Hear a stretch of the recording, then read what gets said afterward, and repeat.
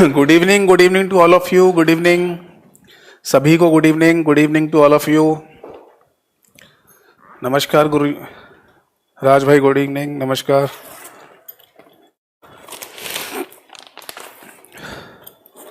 A very good evening to all of you. Good evening.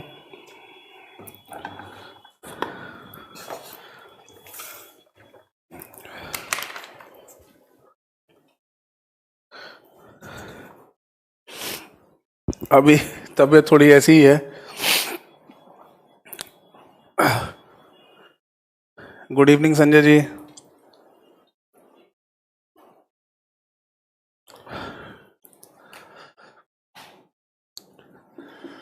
19th of March 2020। Ankur ji good evening. Rimjhim ji good evening. Sameer ji good evening. Sanjay ji good evening. Ghanshyam ji good evening. Good evening to all of you. Good evening, good evening सभी को। Good evening.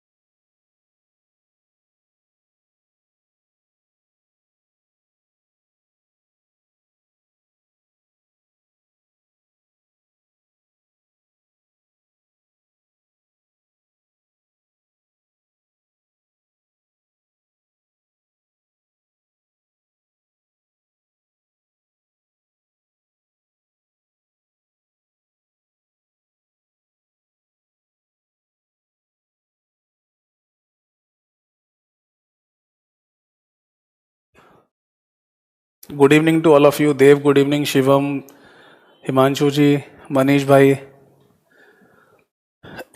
चलिए कोई नहीं, जब तक खांसी वासी तेज नहीं हो रही है तब तक मैं पढ़ा दे रहा हूँ, है ना। शुभम भाई गुड इवनिंग।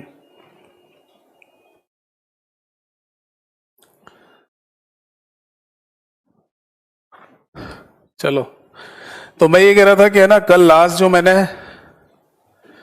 संजय जी मेरी तबीयत सही नहीं है, पर कोई नहीं, मैं रेस्ट नहीं कर रहा जब तक थोड़ा बहुत पढ़ लें, फिर उसके बाद मैं चला जाऊंगा।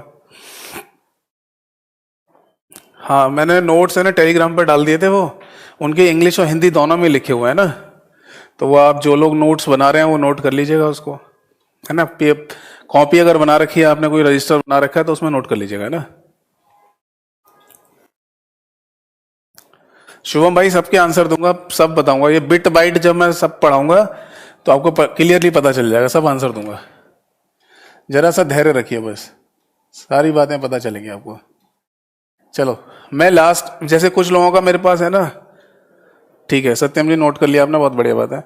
देखो कल है ना, जो मैं लास्ट में करा के गया था 4096 इंटू 16 वाला एग्जाम्पल दे के गया था, वो कुछ लोगों के, देखिए राजस्थान पटवारी का, वरुण जी आप पंजाब पटवारी के लिए सिलेबस पूछ रहे हैं, तो राजस्थान पटवारी का सिलेबस का मैंने फोटो ले ली है अब, है ना। और मैं हो सकता है अभी घर जाके,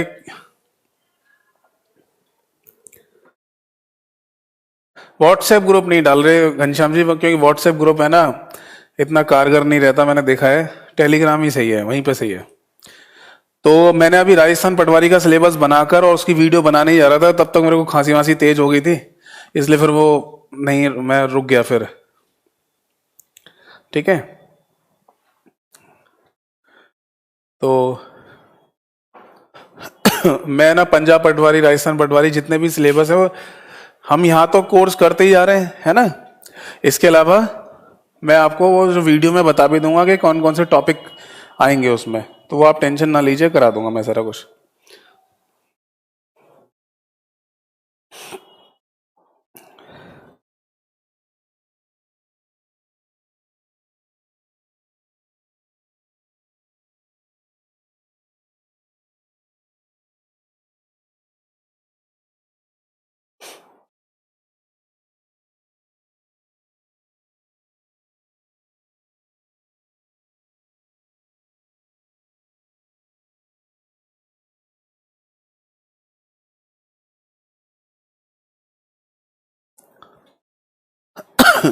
चलिए कोई नहीं, आराम नहीं कर रहा। Hey sir, I am Ajay from Allahabad. I am not come, so I will clear computer class. Sir आज CHSL में कंप्यूटर की जनरेशन से क्वेश्चन आया था, थैंक यू, आपने पढ़ा दिया था। थर्ड जनरेशन में किसका यूज़ किया गया है? चलिए बहुत अच्छी बात है हिमांशु जी, अगर मेरा पढ़ाया हुआ कहीं भी काम आ रहा है तो बहुत अच्छी बात है। चलिए देखो, जैसे अभी किसी ने ना मेरे से कमेंट पूछा था कि है ना कितने है ना फ्लिप फ्लॉप की जरूरत होगी रजिस्टर में। तो जल्दी से एक डाउट है किसी का, वो जल्दी से देखिए, एक पर्सन का डाउट है। उन्होंने ये पूछा है कि कितने फ्लिप फ्लॉप की जरूरत होगी। हाँ मैं सारे वीडियो बनाऊंगा, है ना, सारे वीडियो बना के अपने यूट्यूब चैनल पर डाल दूंगा, वो देख लेना आप। राजस्थान पटवारी, पंजाब पटवारी और ये सबके उनके प्रीवियस में क्वेश्चन कैसे आए हैं ये। हाँ समीर जी ने पूछा how many flip flops contain register. तो देखो सिंपल सा मीन है, अगर कोई हम रजिस्टर बनाने जा रहे हैं, समझने की कोशिश करना सारे लोग, बहुत इजी सा ही क्वेश्चन है ना। और अगर कहीं आता भी तो आप इसे अटेंड भी कर लेंगे। अगर हम कोई रजिस्टर बनाने जा रहे हैं, अब रजिस्टर हमारा कोई सा भी हो सकता है। मान लीजिए कोई भी रजिस्टर का नाम ले लो, मान लो कोई भी ले लो, MBR ले लो, MBR नाम का कोई रजिस्टर ले लो। अब देखो मेमोरी बफर रजिस्टर, ये इसकी फुल फॉर्म थी, मेमोरी बफर रजिस्टर, क्लियर है। और अगर ये रजिस्टर ऐसे बोला जाए ये 8 बिट्स रजिस्टर है या 8 बिट रजिस्टर है, तो देखो सिंपल सा मीन, मैंने आपको क्या बताया था, कॉम्बिनेशन ऑफ फ्लिप फ्लॉप को क्या कहते हैं, रजिस्टर कहते हैं। कॉम्बिनेशन ऑफ फ्लिप फ्लॉप को क्या कहते हैं, रजिस्टर कहते हैं। तो एक बार बताओ, एक फ्लिप फ्लॉप क्या स्टोर करता है, सिंगल बिट, चाहे वो 0 चाहे वो 1, डाटा स्टोर करता है नहीं। एक फ्लिप फ्लॉप 1 बिट का डाटा स्टोर करता है, और टोटल कितनी बिट है रजिस्टर के अंदर स्टोर हो रही हैं, 8 बिट। तो इसका मतलब अगर आपको 8 बिट का रजिस्टर बनाना है या 8 बिट रजिस्टर की बात हो रही है, तो there are 8 flip flops are required, flops are required. 8 flip flops की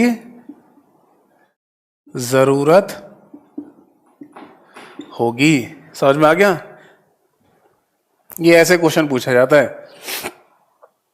तो समीर जी आपका जो डाउट है वो क्लियर हो गया होगा। अगर मैं ऐसे बोल रहा हूं कि आपके पास कोई 16 बिट रजिस्टर है, ऑब्लिक लगा के मैं अगर लिखता हूं कि 16 बिट रजिस्टर है, तो 16 बिट रजिस्टर का मतलब क्या हो गया,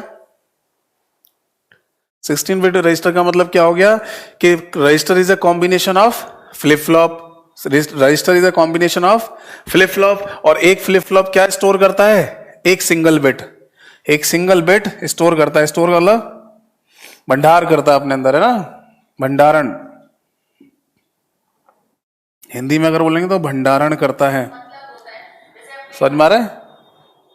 तो अगर ऐसा कोई क्वेश्चन पूछता है कि आपके पास 16 बिट रजिस्टर है, then how many flip flops are required, तो आंसर हो जाएगा there are 16 flip flops are required. समझ में आ गया? चलिए राज, अगर आपका पेपर नॉन टेक्निकल है और बेसिक फंडामेंटल आना है, तो ये टेक्निकल पॉइंट जो मैंने कल लास्ट में बताए थे उनको छोड़ दीजिए, वो आपके लिए नहीं थे, आपके सिलेबस में नहीं था। वो आपका DSSB TGT वगैरह उन सब में, या टेक्निकल जहां पूछा जाता उनके लिए था। चलो मैं ये कह रहा था, कल मैंने रैम का एक एग्जांपल बताया था, 4096 × 16 की हमने रैम ली थी, है ना। और उसी से मैंने बताया था, जैसे कि एक बार फिर से देख लो, ये हमारा सेंट्रल प्रोसेसिंग यूनिट हो गया, इसके अंदर ALU, इसके अंदर CU और फिर MU में बहुत सारे रजिस्टर्स है ना। और यहां है हमारी मेन मेमोरी, यहां हमारी मेन मेमोरी। और मेन मेमोरी यानी कौन होती है, कंप्यूटर की RAM, random access memory. Size कितना लिया था, 4096 × 16। अब देखो इसका मतलब क्या होता है, 4096 16 बिट्स ही कहा जाता है इसको। तो 4096 × 16 जैसे मेरे से आज किसी ने व्हाट्सएप करके ये पूछा था कि सर अगर 4096 इंटू 16 आपने जो लिखा था वो अगर जैसे मैं पूछूं रैम में कितने किलो बाइट की है, किलो बिट की है ना, मेगाबाइट की है, मेगाबिट की है, ये सब क्या, ये कैसे काउंट करेंगे? तो देखो अगर यहां ना भी लिखा हो बिट्स, अगर ये यहां ना भी लिखा हो बिट्स तो बाय डिफॉल्ट में बिट्स ही होता है। पहली बात तो मैं इसका मतलब बता दूं कि 4096 इंटू 16 बिट्स का मतलब क्या होता है। ये मैंने बताया था कि 4096 क्या हो गए, वर्ड हो गए। 4096 क्या हो गए, वर्ड हो गए। तो इसका मतलब 4096 बार 16 बिट्स, ये इसका मतलब है। समझ में आ रहा है? ये हमारा डाटा के लिए बता रहा था कि डाटा की बिट्स कितनी होंगी, 16 बिट्स। समझ में आ रहा है? सर जी बैंक में टेक्निकल आता है? नहीं, ज्यादा टेक्निकल तो नहीं आता, पर ये थोड़े बहुत रजिस्टर और फ्लिप फ्लॉप और गेट्स के बारे में पूछ लेते हैं। समझ में आ रहे हैं? जैसे मेमोरी का नाम था 4096 इंटू 16 बिट्स की मेमोरी थी, तो इसका मतलब 4096 बार 16 बिट्स लिखी जाएंगी। ये बात समझ में आ गई? बाकी 4096 गुणा 16 बिट्स लिखा हुआ है। जैसे मेरे से किसी ने डाउट पूछा था सर ये बताना ये केबी एमबी जीबी में कितनी रैम होगी है, तो देखो 4096 को हम ऐसे लिख सकते हैं 4 गुणा 1024 गुणा 16 बिट्स लिखा हुआ है। 4 को ऐसे रहने तो 1024 ही हो गया, और 16 को मैं डिवाइड कर लेता हूं 2 गुणा 8 में बिट्स। अब 8 बिट्स क्या होता है, कंप्यूटर के अंदर एक बाइट में 8 बाइनरी बिट्स होती हैं। ये सब लोग नोट भी कर लेना और ज्यादातर लोगों को पता भी रहता है। पहला पॉइंट, एक बाइट में 8 बाइनरी बिट्स होती हैं, जिसको हम ऐसे भी लिख सकते हैं कि एक बाइट बराबर 8 बिट्स। ठीक है। और एक छोटी सी बात और पॉइंट ऐसे आपको याद रखना है, अगर कहीं पर भी कैपिटल बी लिखा होगा तो वो हमेशा बाइट को रिप्रेजेंट करता है, और स्मॉल बी लिखा होगा तो वो बिट को रिप्रेजेंट करता है। जैसे एक क्वेश्चन में पूछा गया कि बीपीएस की फुल फॉर्म बताओ, बीपीएस की फुल फॉर्म बताइए क्या होगी, तो एक ऑप्शन में लिख रहा था बिट्स पर सेकंड, और यही सही आंसर था, बिट्स पर सेकंड। तो इतनी बात पता चल गई कि 8 बाइनरी बिट या 8 बाइनरी बिट, 8 बिट का मतलब क्या होता है, एक बाइट, तो कैपिटल में लिख दो, यस। तो ये 8 बाइट के बराबर क्या हो गया, 8 बिट्स का मतलब क्या हो गया, एक बाइट, यानी एक बाइट लिख दो या कैपिटल बी लिख दो, बात तो एक ही है, क्योंकि एक का गुणा किसी से भी करोगे तो नंबर तो वही आता है। इसका गुणा इससे कर लो, 4 दूनी 8। और देखो 1024 क्या होता है, इसको यहां समझो। कंप्यूटर में हम जो बोलते हैं किलो, किलो शॉर्ट में के लिखा जाता है। इसकी वैल्यू कंप्यूटर में 2 की पावर 10 होती है, और 2 को 10 बार गुणा करोगे तो आएगा 1024। तो 1024 को मैं क्या लिख सकता हूं, के। तो आंसर आया 8 किलो बाइट की मेन मेमोरी। यानी हमने जिस कंप्यूटर सिस्टम की यहां पर बात की है वहां पर 8 किलो बाइट की रैम ली है। ये बात समझ में आई या नहीं सबको, फटाफट बताइए। ये जितने पॉइंट मैंने लिखे हैं ये सबको समझ में आया नहीं?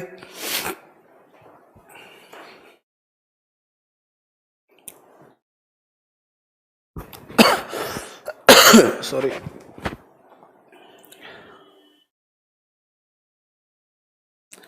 जितनी बातें मैंने लिखी, जितनी बात बोली हैं, सबको समझ में आई है नहीं? फटाफट कमेंट करके बताइए।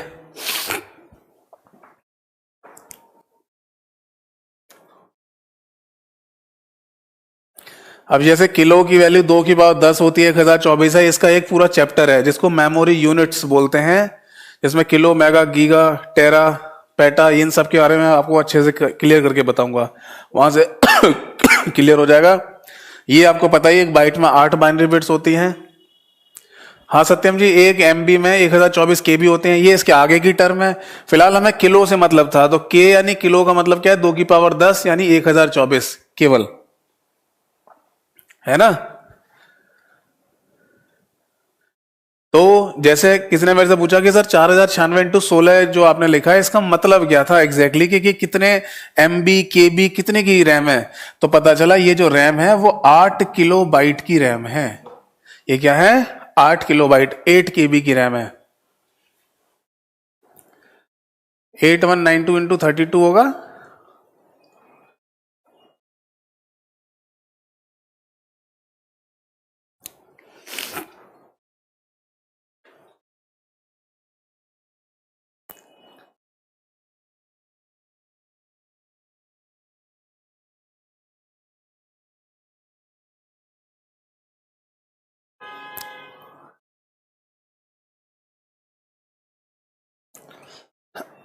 सोहम जी ये क्या बोल रहे हो, 8192 इंटू 32 क्या बोल रहे हैं? नहीं, आपको ज्यादा एग्जांपल लेने की जरूरत नहीं है, एक इजी सा एग्जांपल लिया था हमने। समझ में आ रहा है? रैम के बारे में जब हमने बताया कि जैसे मान लो अभी आपके पास रैम कितनी होती है, रैम मान लो आपके पास 2 GB की रैम है, या मान लो 4 GB की रैम है, या मान लो 8 GB की रैम है। तो ये जो रैम के बारे में साइज बताया जा रहा है, तो ये जीबी तो बाद में आया होगा ना, पहले मान लो MB आया होगा और उससे पहले क्या आया होगा, KB आया होगा। तो जैसे 2 KB की कभी ना कभी रैम आई होगी, ऐसे ही 8 KB की रैम का एग्जाम्पल ये लिया हुआ है। ठीक है। और ये जो आप कह रहे हैं कि MU यानी किलो मेगा गीगा टेरा बताना है, तो इसमें कोई बड़ी बात नहीं होती बच्चे। ये तो है ना, हम कभी भी बीच में भी पढ़ सकते हैं, क्योंकि कहीं ना कहीं से जब शुरुआत करोगे तो कोई ना कोई चीज ऐसी आएगी, फिर आप बोलोगे कि ये चीज पढ़ा दो। द मैटर इज, या नहीं, मेन मैटर ये करता है कि जो भी चीज आप पढ़ रहे हैं वो आपको क्लियरली समझ में आनी चाहिए। ये बात समझ में आई सबको? चलिए बढ़िया, ठीक है ना। तो जल्दी से मैं ये डाउट जो था किसी का वो खत्म कर रहा हूं मैं इसको, कि 4096 इंटू 16 की जो मेमोरी थी या मेन मेमोरी थी, वो आपके इसके साथ एसोसिएट रहेगी या उसके साथ चलेगी। 32 बिट और 64 बिट का क्या मतलब है, यही तो बताया था मेरे भाई। जैसे कि मान लो अगर आपके पास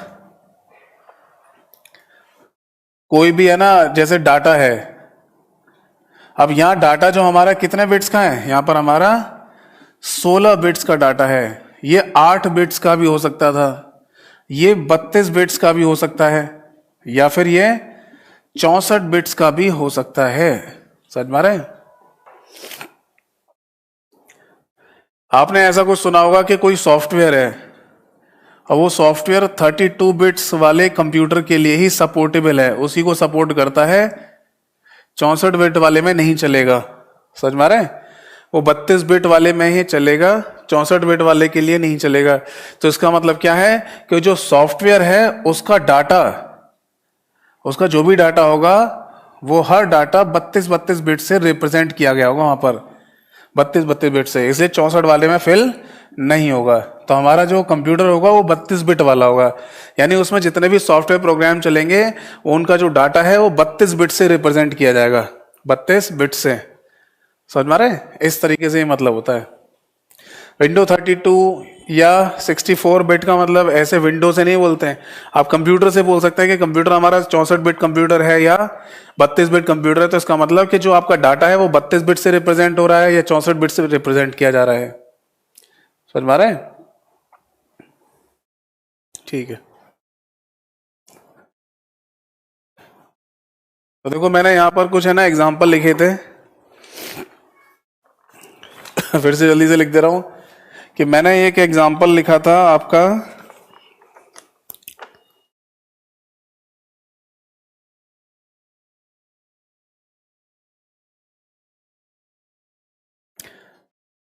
अब ये तो मैंने आपको कल बता ही दिया था ना कि ये 4096 जो है आपका, ये कितना होगा, ये होगा 4 इंटू 1024। इसका मतलब क्या गया, 2 की पावर 2, 2 की पावर 2 हो गया, गुणा ये कितना हो गया, 2 की पावर 10, यानी 2 की पावर 12। 12 क्या है, नंबर ऑफ बिट्स। तो जो हमारा वर्ड है, ये जो हम वर्ड की बात करते हैं या जितनी भी जगह की हमने बात की थी, वो वर्ड हमारे कितने बिट से रिप्रेजेंट होंगी, 12 बिट से रिप्रेजेंट किए जाएंगे।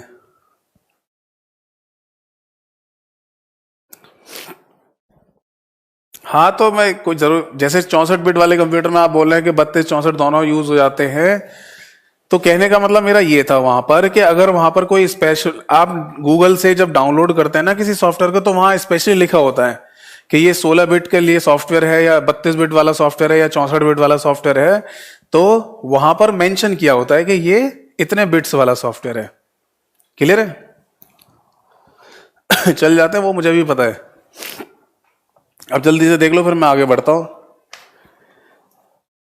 यहां पर हमने MDR देखा था, मेमोरी डाटा रजिस्टर, है ना, जिसको हमने MBR भी बोला था, मेमोरी बफर रजिस्टर, या केवल DR भी बोला था, डाटा रजिस्टर, है ना। तो ये हमारा जब डाटा हमारा कितने बिट्स का है, डाटा हमारा 16 बिट्स का है। तो इतना सा सिंपल सा मीन है कि 0 से लेके 15 बिट्स, यानी टोटल 16 बिट से रिप्रेजेंट होगा। ये बात समझ में आ गई। दूसरा था हमारा प्रोग्राम काउंटर। क्या था? Program counter. अब प्रोग्राम काउंटर जो था हमारा, उसमें आपको पता है कि नेक्स्ट इंस्ट्रक्शन का केवल एड्रेस ही तो कंटेन करता है वो, तो यानी वो 12 बिट्स का होगा, 0 से लेके 11। तीसरा क्या था?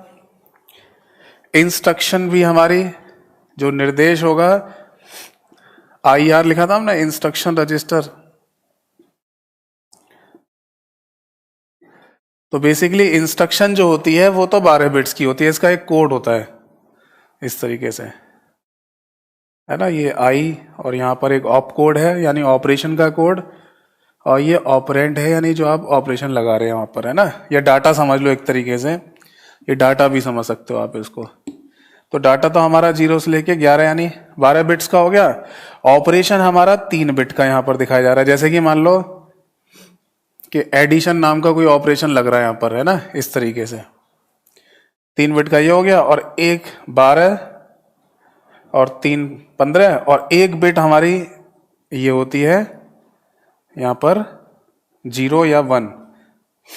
जो टेक्निकल वाले हैं वो लोग समझना, टेक्निकल वाले, 0 का मतलब होता है, सॉरी, डायरेक्ट। 0 का मतलब होता है यहां पर डायरेक्ट एड्रेसिंग,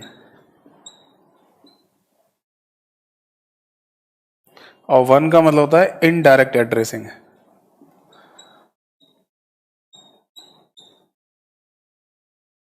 ठीक है। टेलीग्राम पे जो मैं मटेरियल दूंगा अनुभव भाई, वो कैरियर बिल पे ही समझ लो, मैं कोई कैरियर बिल से अलग थोड़ी हूं, या वहां कोई अपना थोड़ी चैनल चला रहा हूं। तो कैरियर बिल जो टेलीग्राम, अच्छा अगर आप ये सोच रहे हैं कि वहां मैं दे रहा हूं सबको मिल जाएगा, तो भैया वो तो MCQs हैं, सबको मिल जाने, तो ये क्या मतलब है?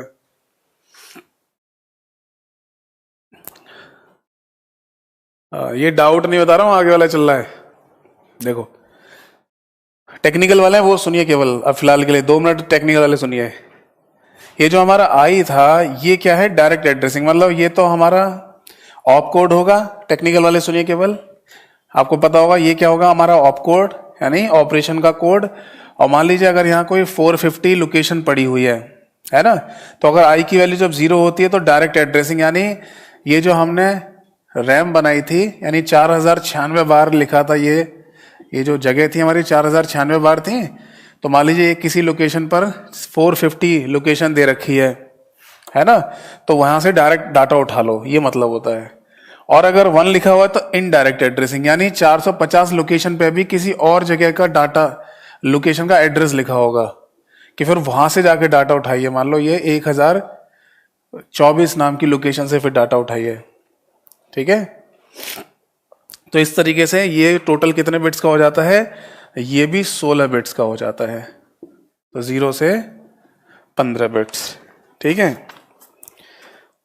एक आपका एड्रेस रजिस्टर होता है, एड्रेस रजिस्टर, तो ऑब्वियस है आपको पता चल रहा होगा, एड्रेस रजिस्टर है तो ये कितना बिट्स का होगा? 12 बिट्स का होगा। एड्रेस बता रहा है ना, तो ये 0 से 11 बिट से रिप्रेजेंट किया जाएगा। इसके अलावा एक रजिस्टर का नाम और था, 5वां, जिसको हम एक्यूमुलेटर बोलते हैं। तो एक्यूमुलेटर में मैंने आपको बताया था टेम्पररी डाटा स्टोर होता है। तो डाटा का मतलब क्या हो गया, डाटा हमारा 16 बिट्स का है, इसका मतलब यहां लिख दो 0 से 15 बिट्स। इसके अलावा दो और बताए थे, इनपुट रजिस्टर और आउटपुट रजिस्टर। तो इनपुट रजिस्टर और आउटपुट रजिस्टर में क्या था, वो अपने अकॉर्डिंग लिया जाता है, इनपुट डिवाइस और आउटपुट डिवाइस के अकॉर्डिंग, है ना। वरुण आपके लिए नहीं था तो आपको समझ में कैसे आएगा, टेक्निकल वालों के लिए था ये। देखो पहले मेरी बात सुनिए ध्यान से कि मैं बोल क्या रहा हूं। ये जो टॉपिक चलेंगे इसमें बीच बीच में कहीं ना कहीं टेक्निकल पॉइंट्स भी आएंगे, ठीक है ना। इनमें बीच बीच में टेक्निकल पॉइंट्स भी आएंगे। अब टेक्निकल पॉइंट्स में जो बता रहा हूं वो टेक्निकल एग्जामिनेशन के लिए इंपॉर्टेंट होता है, जहां टेक्निकल क्वेश्चन पूछे जाएंगे उनके लिए इंपॉर्टेंट है, ठीक है। तो इस बैच में सारे लोग जुड़े हुए हैं, नॉन टेक्निकल भी जुड़े हुए हैं और टेक्निकल भी जुड़े हुए हैं। अब जहां तक नॉन टेक्निकल वालों का, वैसे मैं बोल भी देता हूं कि ये टेक्निकल वालों के लिए केवल, तो नॉन टेक्निकल वाले उसको स्किप करके आगे बढ़ जाना, समझ में आ रहा है। नॉन टेक्निकल वाले वीडियो में क्या करना, उसको स्किप करके आगे बढ़ जाना, टेक्निकल वाले उस चीज को देख लेंगे। तो जब मैं रजिस्टर के बारे में बता रहा हूं तो फिर यहां पर ऐसे कुछ एग्जाम्पल हमें देखने को मिलेंगे, तो ये टेक्निकल वालों के लिए, सबके लिए नहीं है। माइक्रो प्रोसेसर के डलवा दूंगा, सारे क्वेश्चन डलवा दूंगा, ठीक है। तो फिलहाल ये इतनी बात समझ में आ गई। अगर हमारे पास कोई टेक्निकल क्वेश्चन आता है कि अगर रैम हमारी इस साइज की दे रखी है तो बताइए कि इंस्ट्रक्शन रजिस्टर कितने बिट्स का होगा, तो 16 बिट्स का। अगर वहां पूछा जाता है कि प्रोग्राम काउंटर कितने बिट्स का होगा, तो 12 बिट्स का होगा। ओके सर, मुझे कुछ पता नहीं लग रहा था, आप बता दिए, क्या करूं, मैंने सिर्फ पंजाबी पटवारी किया, कोई नहीं, ठीक है। चलो अब मैं आगे बढ़ता हूं, क्योंकि अभी तक आपको केवल रजिस्टर्स के बारे में पता चला है। देखो ये जो मैं कल बता रहा था कि MBR, IR, ये जितने भी रजिस्टर्स थे इनके केवल नाम याद रखने हैं नॉन टेक्निकल वालों को, और उसके आगे जितनी भी चीजें मैंने बताई हैं वो सब टेक्निकल वालों को याद रखनी है। नॉन टेक्निकल वाले क्या करें, वीडियो को स्किप करके आगे बढ़ा के देख लें। चलो अब हम बात करते हैं लॉजिक गेट्स की, लॉजिक गेट्स की। और लॉजिक गेट्स के बाद फिर मैं आ जाऊंगा फ्लिप फ्लॉप पर। किस पर आ जाऊंगा, फ्लिप फ्लॉप पर। क्यों, क्योंकि देखो एक बार फिर से देखिए, बेसिक चीज बता रहा हूं बहुत।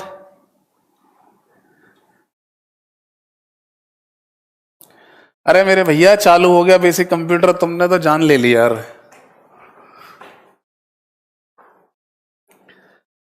तो जब साथ के साथ नोट्स बना रहे हो तो बोल नहीं रहा कि टेक्निकल वालों के लिए। जहां तक रजिस्टर के नाम लिखवाए थे, जहां तक रजिस्टर्स के नाम लिखवाए थे वहां तक नॉन टेक्निकल वालों के लिए था। उसके आगे कितने बिट्स का होता है, क्या है, ये सब टेक्निकल वालों के लिए बोल तो दिया था। चलो अब ये सब के लिए है। देखो मैं ये कह रहा था कि जो सेंट्रल प्रोसेसिंग यूनिट है वो क्या है, हमारी एक आईसी। अब आईसी का मतलब इंटीग्रेटेड सर्किट चिप भी बोलते हैं इसको।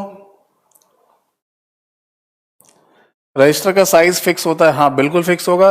अभी तो बताया था, अगर आपके पास 8 बिट्स रजिस्टर दे रखा है तो वो टोटल 8 बिट को ही स्टोर करेगा, 8 बिट्स को स्टोर करेगा, 8 बिट्स को स्टोर करेगा।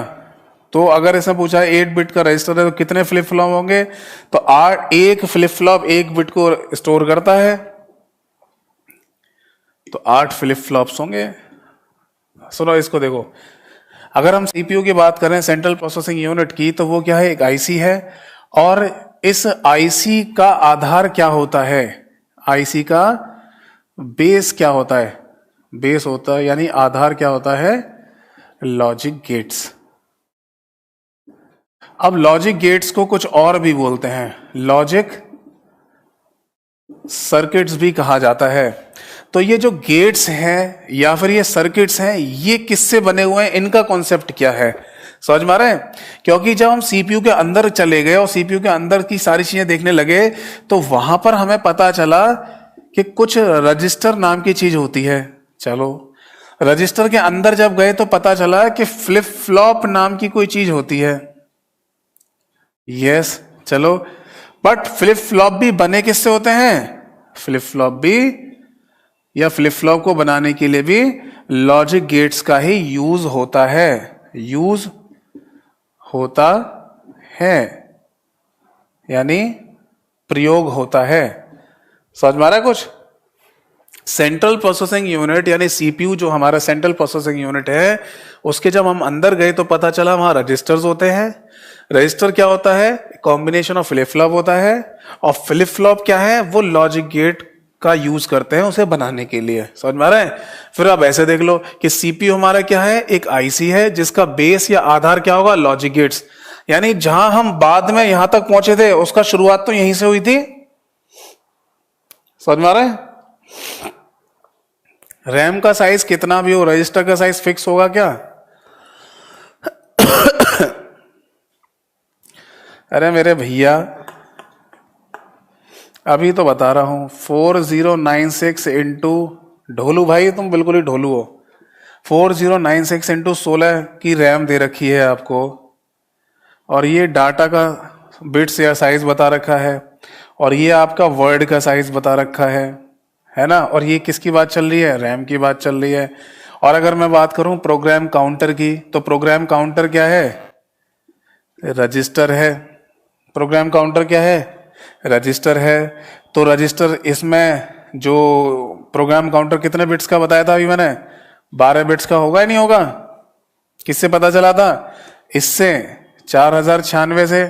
बट मान लो अगर 4096 की जगह कुछ और दिया होता नंबर, मान लो 2048 दिया होता, फिर जब 4096 था तो मैंने 4 गुणा 1024 करा था, ये कितना था? 2 की पावर 2 गुणा 10, 2 की पावर 10, तो 2 की पावर 12 हो गया था, तो 12 बिट्स निकल के आया था यहां से आंसर, है ना? तो अगर मान लो 2048 अगर दिया होता यहां पर 2048, नीचे दिख रहा है? दिख रहा है। अगर 2048 दिया होता तो ये कितना होता? 2 गुणा 1024। अब 1024 तो 2 की पावर 10 हो जाएगा, ये कितना हो गया? 2 की पावर 1। 2 की पावर 1 करने से क्या होगा? 2 ही आंसर आएगा, और 2 को फिर ये कितना हो जाएगा? 10 और 1 गुणा में, अगर बेस सेम हो तो गुणा में पावर जुड़ जाती है, तो कितना हो जाएगा? 2 की पावर 11। भाई 2048 यहां देख लो, अगर लिखा हुआ है तो 2 गुणा 1024 होगा या नहीं? यस। अब इसको तो मैं लिख सकता हूं 2 की पावर 10, ये क्या लिखा है? 2। अब कुछ नहीं है तो 1 लगा सकते हैं? यस। तो अगर ये दोनों बेस सेम है तो मल्टीप्लिकेशन या गुणा में पावर क्या हो जाती है? जुड़ जाती है, तो 11 आ जाएगा नहीं?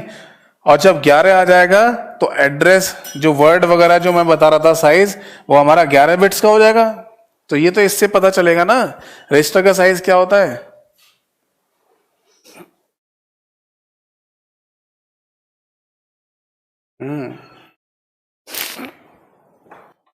चलो, समझ में आ गया होगा।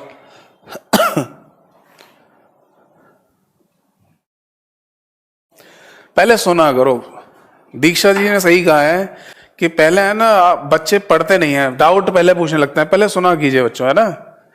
और गलती मेरी भी है कुछ, मैं ना डाउट बताना चालू कर देता हूं, तो मैं किसी का डाउट वाउट नहीं बताऊंगा, सुनो पहले।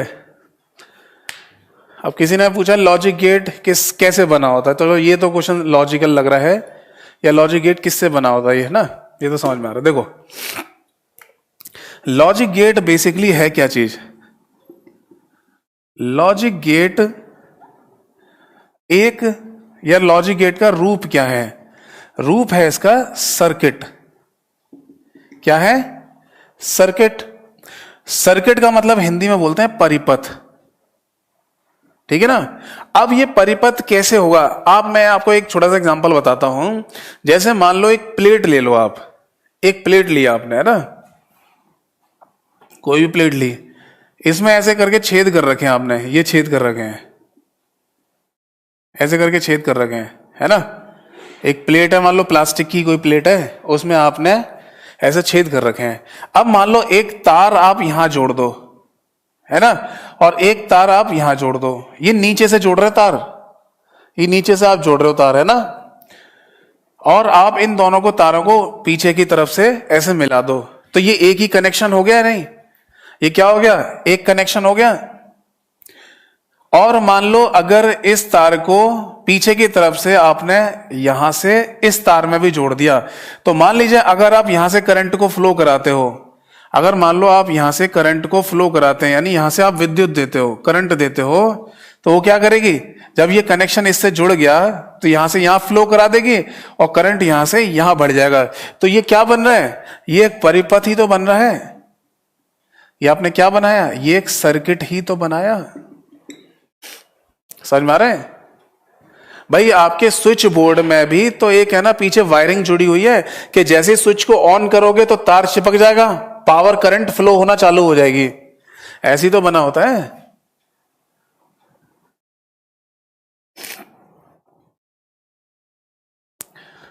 मान लीजिए ऐसे बना हुआ है ऐसे करके कोई सर्किट बना हुआ मान लीजिए ऐसे करके, और आप यहां पर इसे करंट देना चालू करते हो, विद्युत देना चालू करते हो यहां से। चलो यहां से दे दो। यहां से अगर आपने इलेक्ट्रिसिटी प्रोवाइड कर दी, इलेक्ट्रिसिटी प्रोवाइड करा रहे हो यहां से लेके यहां तक, एक काम करो, लौट के नहीं आना चाहिए, यहीं देख लो आप, इलेक्ट्रिसिटी यहां से प्रोवाइड करा दी आपने, है ना? अब होगा क्या? इसे हटा दो। चलो बिल्कुल बेसिक समझते हैं। अगर आपने ना इलेक्ट्रिसिटी प्रोवाइड कराई है, यहां से करंट देना चालू किया, अगर ये स्विच ऊपर की तरफ है तो क्या है? कोई जिसमें भी करंट भेजना था वो नहीं चल रहा है, पर जैसे ही आपने स्विच को इससे चिपका दिया, यानी ये जो स्विच था वो इससे जाके यहां चिपक गया, ये अब ऐसे करके आ गया यहां पर, तो क्या हो जाएगा? जो करंट आ रहा था वो फ्लो करके यहां आ जाएगा। और मान लीजिए यहां पर एक इलेक्ट्रिक बल्ब लगा हुआ है, इलेक्ट्रिक बल्ब लगा हुआ है, तो वो क्या हो जाएगा? वो जलना चालू हो जाएगा। फिर मान लीजिए आपने स्विच को ऐसे फिर से दोबारा उठा दिया, यानी स्विच ऑफ की कंडीशन ला दी, तो क्या हो जाएगा? ये यहां से फिर से कनेक्शन डिस्कनेक्ट हो गया और इलेक्ट्रिक बल्ब बुझ जाएगा। फिर से चिपका दोगे तो ये इलेक्ट्रिक करंट यहां फ्लो करने लगेगा और बल्ब ऑन हो जाएगा। तो ऐसे ही क्या किए जा रहे हैं, हमारे घर में जो सर्किट बोर्ड होते हैं उनके पीछे सर्किट ही तो बनाए जाते हैं। तो यहां ये किस पे बने हुए हैं? प्लास्टिक के सर्किट बोर्ड बने हुए हैं, बट कंप्यूटर के अंदर आईसी पर बने हुए हैं। किस पर? आईसी पर। और आईसी मैंने बताया था एक मटेरियल होता है जिसका नाम है सिलिकॉन, यानी सिलिकॉन नाम का एक मटेरियल है जिस पर ये परिपथ बने हुए हैं। अब ये बात समझ में आ रही है नहीं? ये बात क्लियर समझ में आ रही है नहीं? चलो थोड़ी देर में मैं आपको जैसे सीपीयू कैसे बनाया जाता है इसकी एक है ना वीडियो भेजूंगा। अभी थोड़ी देर में जब क्लास खत्म होगी तो मैं आपको सीपीयू की वीडियो भेजूंगा कि एक्चुअल में सीपीयू की मैन्युफैक्चरिंग ये बनाया कैसे जाता है ना? तो आप उस वीडियो को देखना, समझना, उसमें कोई डाउट आए तो मेरे को फिर अगली क्लास में पूछना और मैं आगे भी उसे डिस्कस करूंगा। प्रशांत जी बोल रहे हैं, रिस्पेक्टेड सर, आपसे रिक्वेस्ट है कि आप ऐसे ही पढ़ाना, फर्स्ट टाइम समझ में आ रहा है computer. Thank you so much Prashant भाई। जो कंप्यूटर लैंग्वेज का यूज होता है वो किस जनरेशन में आया और किसने बनाया? सत्यम जी देखो, फिर आपने कंप्यूटर की जनरेशन और प्रोग्रामिंग और लैंग्वेज की बात कर दी। अरे भैया मेरे, इतने सारे डाउट क्लास में पूछना। अभी जैसे यहाँ का जो क्वेश्चन है वो पूछिए, इसमें क्या नहीं समझ में आ रहा, या अगर नहीं समझ में आ रहा तो चुपचाप सुनिए, नोट्स बनाइए। अब किसने बनाई लैंग्वेज, कौन कौन सी जनरेशन है, ये सब क्लियर कर दूंगा आपको, है ना? मैं वीडियो भेजूंगा आपको टेलीग्राम पर एक वीडियो शेयर करूंगा। उस वीडियो में देखना आपके सेंट्रल प्रोसेसिंग यूनिट नाम की जो चिप है ना, वो कैसे बनाई जाती है।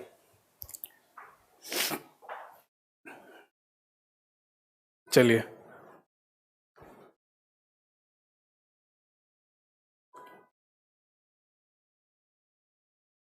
जम्मू कश्मीर से बोल रहा हूँ, 2G चल रही है यहाँ पर, प्रॉब्लम हो रही है। चलिए मैं समझ रहा हूँ यूनुस भाई, आपको दिक्कत हो रही होगी 2G की वजह से।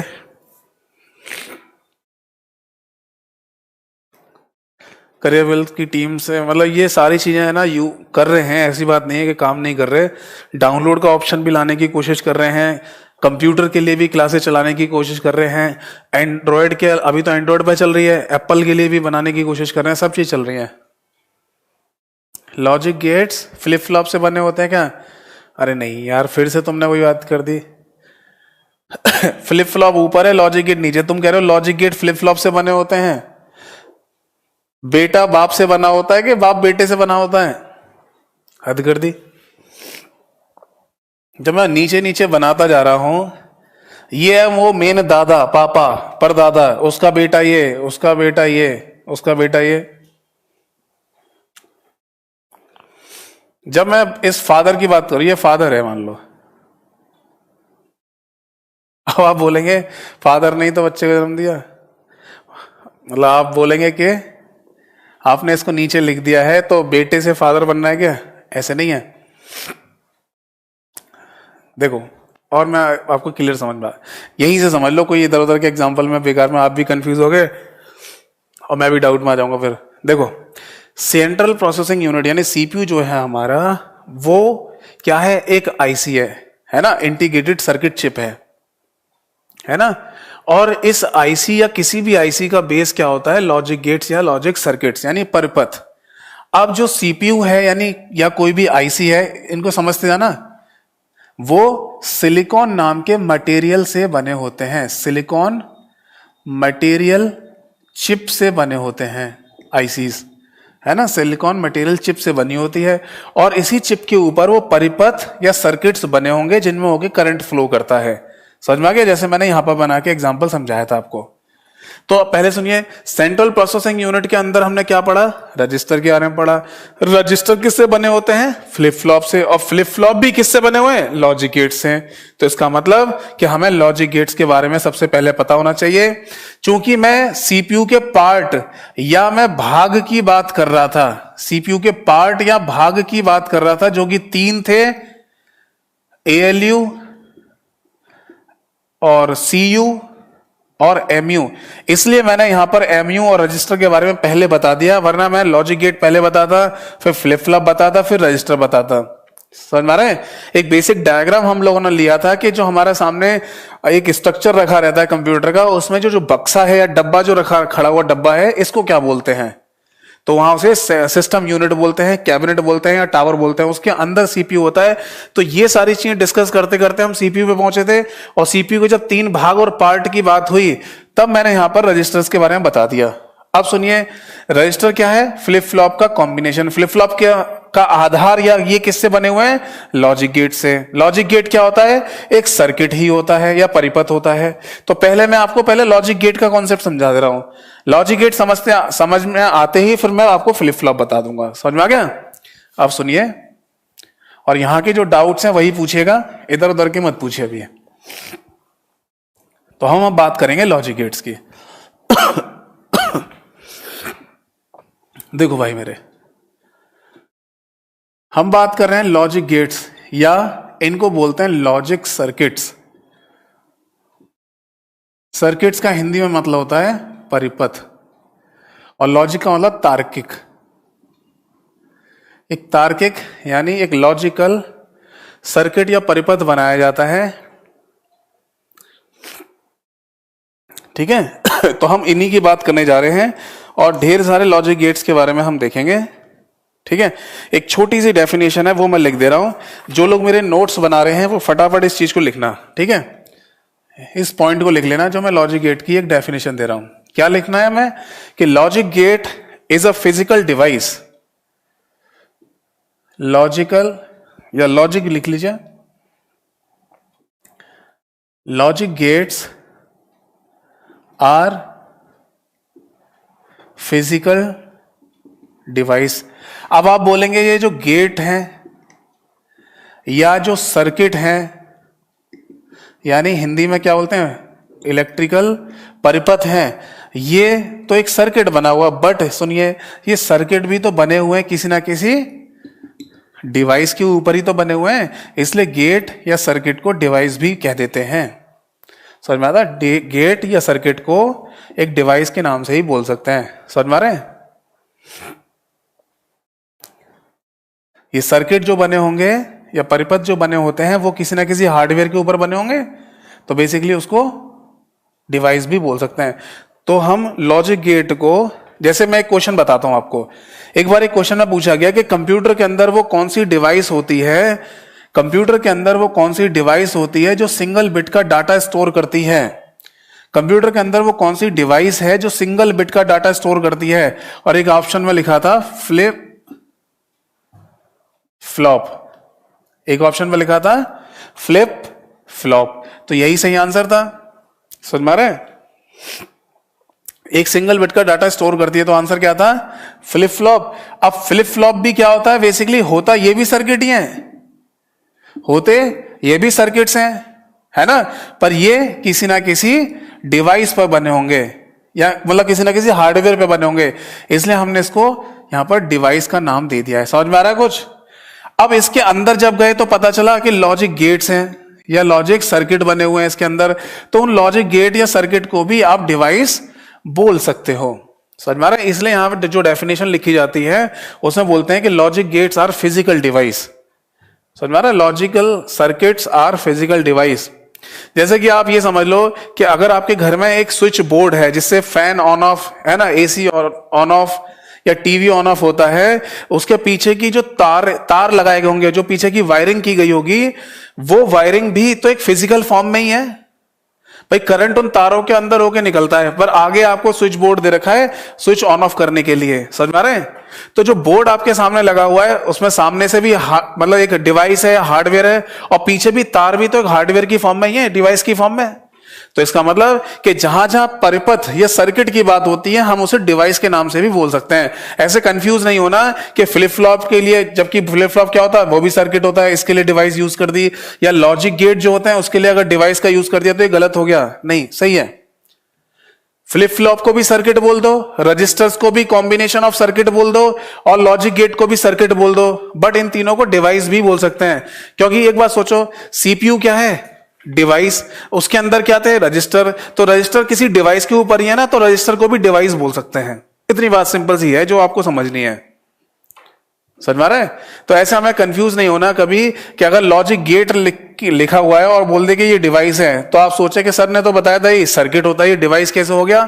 तो ये सर्किट भी तो किसी ना किसी डिवाइस या हार्डवेयर के ऊपर बना हुआ है, तो हम इसको भी एक डिवाइस बोल सकते हैं। तो लॉजिक गेट या logic gates are physical device implementing a boolean function, implementing a boolean function। ये boolean function का मतलब क्या होता है? जैसे कि मान लो c is equal to a dot B या c is equal to a plus B, इस टाइप के जो boolean functions होते हैं उनको इंप्लीमेंट करता है। That is it performs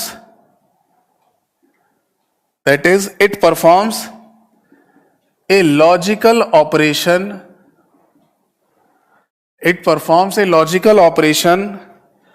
on one or more binary inputs and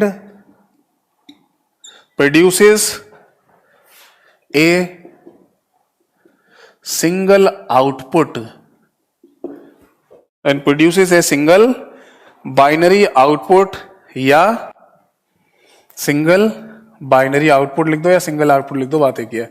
Hindi में भी अभी बताऊंगा क्या मतलब है, ठीक है ना? हाँ, हिंदी में ही बोल रहा हूं मनीष भाई। अब देखो एग्जाम्पल की बात करेंगे कि लॉजिक गेट्स या फिर सर्किट्स किसमें होते हैं, किसमें होते हैं? तो एक ऑप्शन पर लिखा है मल्टीप्लेक्सर, एक ऑप्शन पर लिखा है रजिस्टर्स, एक ऑप्शन पर लिखा है ALU, एक ऑप्शन पर लिखा है कंप्यूटर मेमोरी, और एक ऑप्शन पर लिखा है माइक्रो प्रोसेसर्स यानी सीपीयू, सेंट्रल प्रोसेसिंग यूनिट। समझ में आ रहा है? तो अगर ये क्वेश्चन लिखा हुआ है कि लॉजिक गेट्स किस में होते हैं, तो आंसर होगा सभी में। सभी का आधार होते हैं। मल्टीप्लेक्सर भी एक चीज होती है, पढ़ाऊंगा मैं आगे। तो मल्टीप्लेक्सर हो, रजिस्टर्स हो, देखो सीपीयू यानी माइक्रो प्रोसेसर की बात करी, उसके अंदर तो एएलयू और रजिस्टर तो आए थे, तो वो भी अलग से नाम लिख दिया हमने। कंप्यूटर की जो मेमोरी है उनके अंदर भी लॉजिक गेट्स का ही कॉन्सेप्ट होता है ना। Multiplexer, register, ALU, computer memory, micro processor या सीपीयू, सबके अंदर इन्हीं लॉजिक गेट का कॉन्सेप्ट है। क्योंकि हम एट लास्ट तो एक करंट ही फ्लो करा रहे हैं, और करंट फ्लो किस में करेगा या कहां जाके रुकेगा? एक सर्किट में होके फ्लो करेगा या रुकेगा, यानी एक परिपथ के अंदर। और वो सब के अंदर है, सब के अंदर यूज हो रहा है। समझ में आ रहे हैं? Sanjeev ji, you are a new student, welcome on करेबल।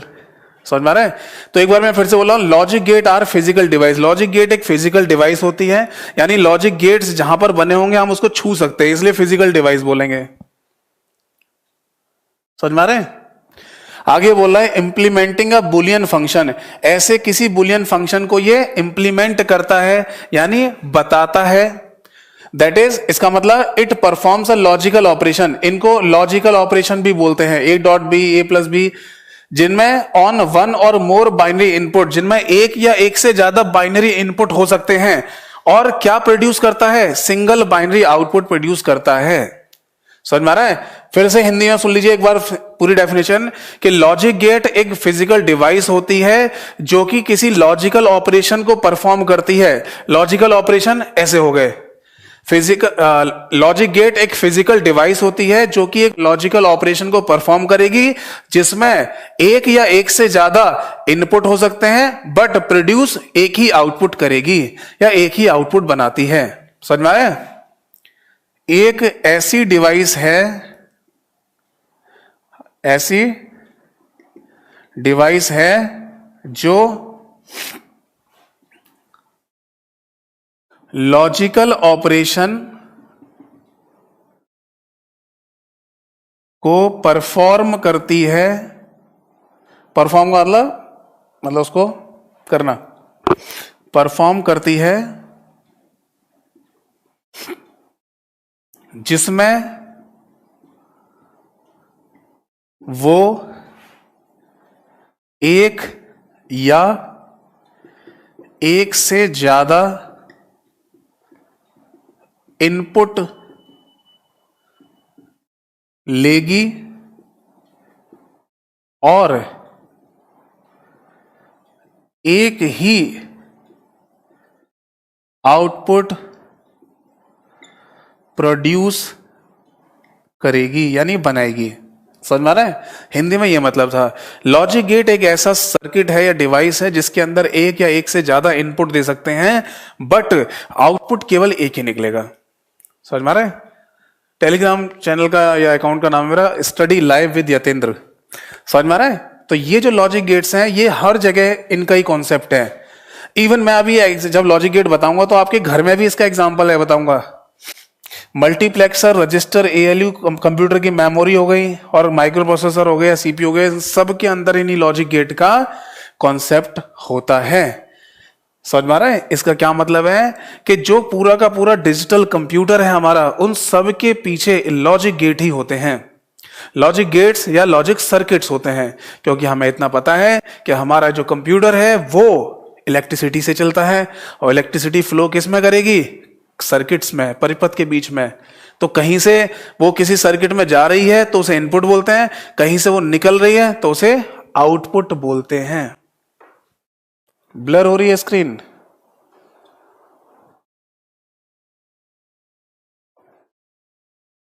चलो एक बार मैं बोल के आता हूं, काफी ब्लर हो रहा है तो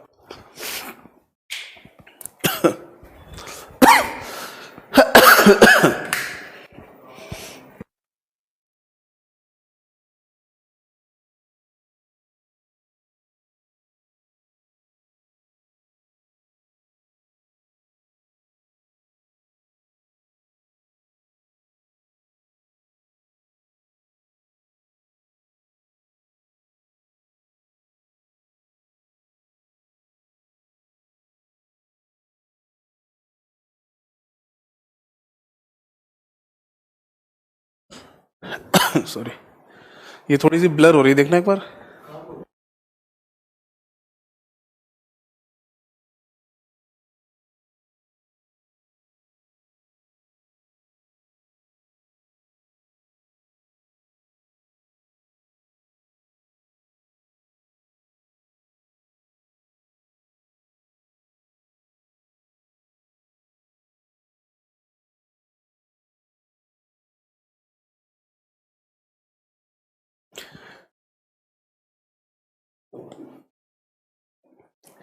देखो एक बार जब सारे लोग मिलके के है ना, अब सही दिख रहा है, अब तो ज्यादा ब्लर नहीं हो रहा, क्लियर है। चलो, तो अभी लॉजिक के सर मैंने आज ही कोर्स लिया है, चलिए बहुत बढ़िया बात। जिन्होंने नोट करना था वो नोट कर लिया होगा। आगे बढ़ता हूं मैं जल्दी फटाफट।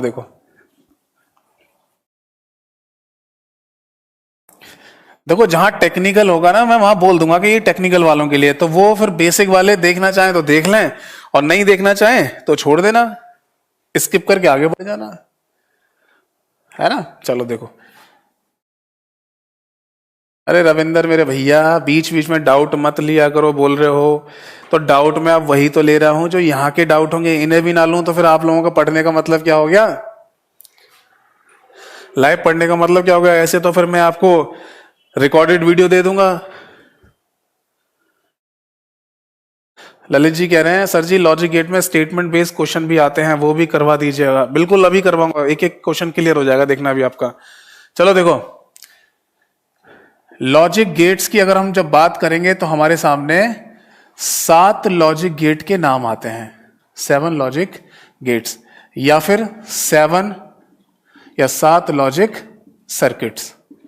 तो टोटल 7 लॉजिक सर्किट के बारे में हम डिस्कस करेंगे, और यही सारी चीजों का आधार होता है, बेस होता है। यही सर्किट या परिपथ होते हैं पूरे डिजिटल कंप्यूटर का बेस या आधार, जिसमें अभी मैंने एग्जांपल लिखा था कि कोई भी कंप्यूटर की मेमोरी हो, एएलयू हो, मल्टीप्लेक्सर हो, रजिस्टर्स हो, सीपीयू हो, कुछ भी हो, सब में यही लॉजिक गेट का आधार है, जिसमें क्या होगा, एक या एक से ज्यादा इनपुट हो सकते हैं, फिर फाइनली एक आउटपुट निकलता है। इनको मिला मिला के फ्लिप फ्लॉप बनते हैं, उनको मिला मिला के रजिस्टर बनते हैं, है ना।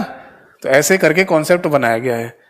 या ऐसा हो सकता है कि फ्लिप फ्लॉप तक ही हम यूज करें किसी जगह, रजिस्टर का ऑप्शन ही ना आए, रजिस्टर तक जाने की जरूरत ना पड़े, समझ में आ रहा है।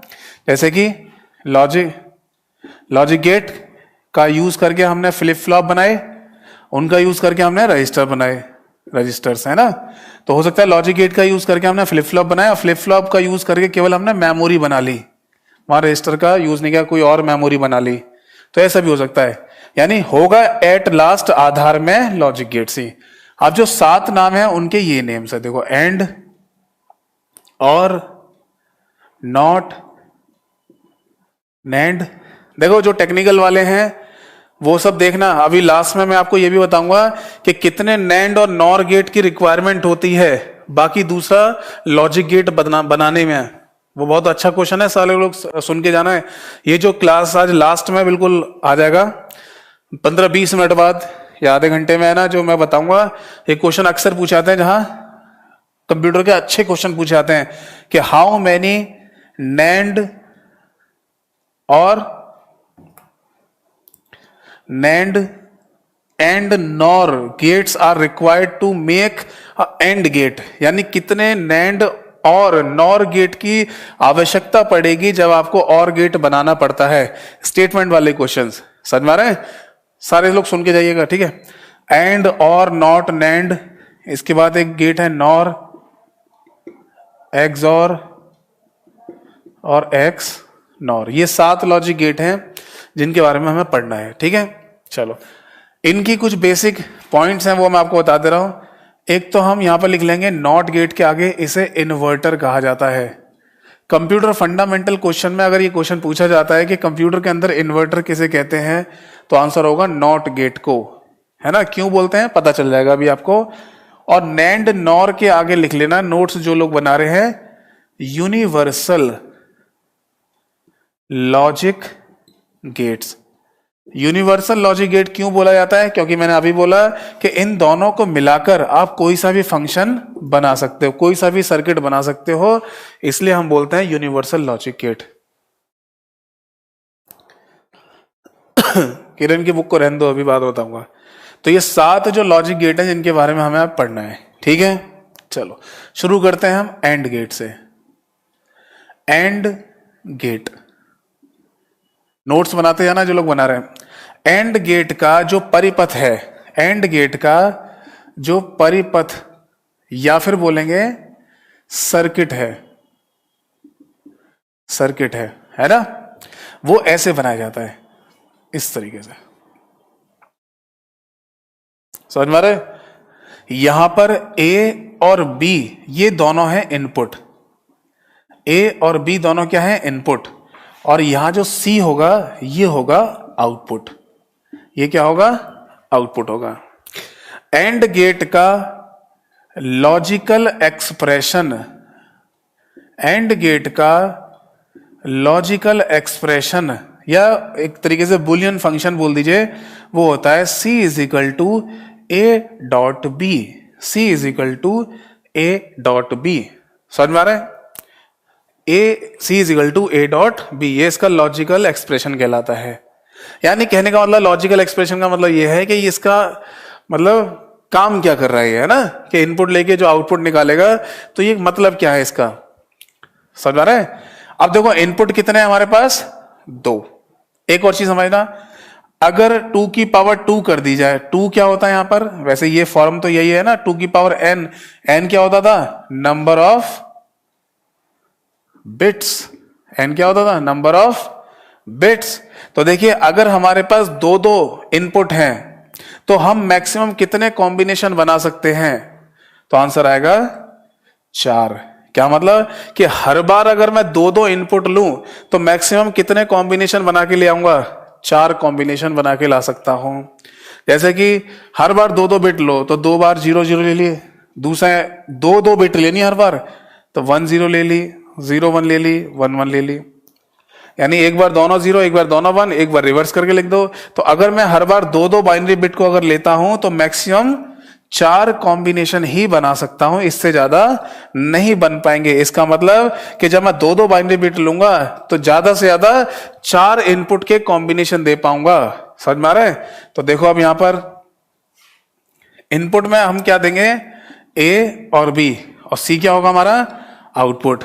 अब ये जो हम बना रहे हैं इसको क्या बोलते हैं, इसे बोलते हैं ट्रुथ टेबल, इसे बोलते हैं इसकी ट्रुथ टेबल, यानी सत्यता सारणी, हिंदी में कहा जाता है इसे सत्यता सारणी, यानी ये इसकी ट्रुथ टेबल हो जाएगी। देखो भाई, जब ए और बी दोनों ही इनपुट लो होंगे, यहां पर एक छोटा सा पॉइंट और बताऊंगा मैं आपको, 0 को आप मानेंगे लो, लो भी कह सकते हैं, और 1 को क्या मानेंगे, हाई। 0 को लो और 1 को हाई मानेंगे यहां पर। समझ में आ रहे हैं? जब इनपुट हमारे 0 0 होंगे, यानी दोनों लो होंगे, यानी दोनों इनपुट हम 0 देंगे, तो हमारा यानी 0 और 0, तो आउटपुट क्या निकलेगा, 0। जब मैंने 0 और 1 यानी 0 और 1 दिया तो आउटपुट क्या निकलेगा, 0। जब मैं 1 और 0 इनपुट दूंगा तो आउटपुट क्या निकलेगा, 0। और जब मैं 1 और 1 इनपुट दूंगा तो आउटपुट क्या निकलेगा, 1। ये इसकी सत्यता सारणी हो गई, ट्रुथ टेबल। समझ में आ रहा है? यानी लॉजिक गेट में जो एंड गेट या एंड सर्किट है उसका लॉजिकल एक्सप्रेशन या लॉजिक एक्सप्रेशन होता है C is equal to A dot B. समझ में आ रहा है? ए और बी 2 इनपुट है और C एक आउटपुट का काम कर रहा है, या C आउटपुट बता रहा है। समझ में आ रहा है? तो जब मैं 2 इनपुट दूंगा हर बार, आउटपुट हमें एक ही मिलना है, तो जब मैं 2 इनपुट दूंगा हर बार तो 4 कॉम्बिनेशन बन सकते हैं 0 1 के। समझ में आ रहे हैं?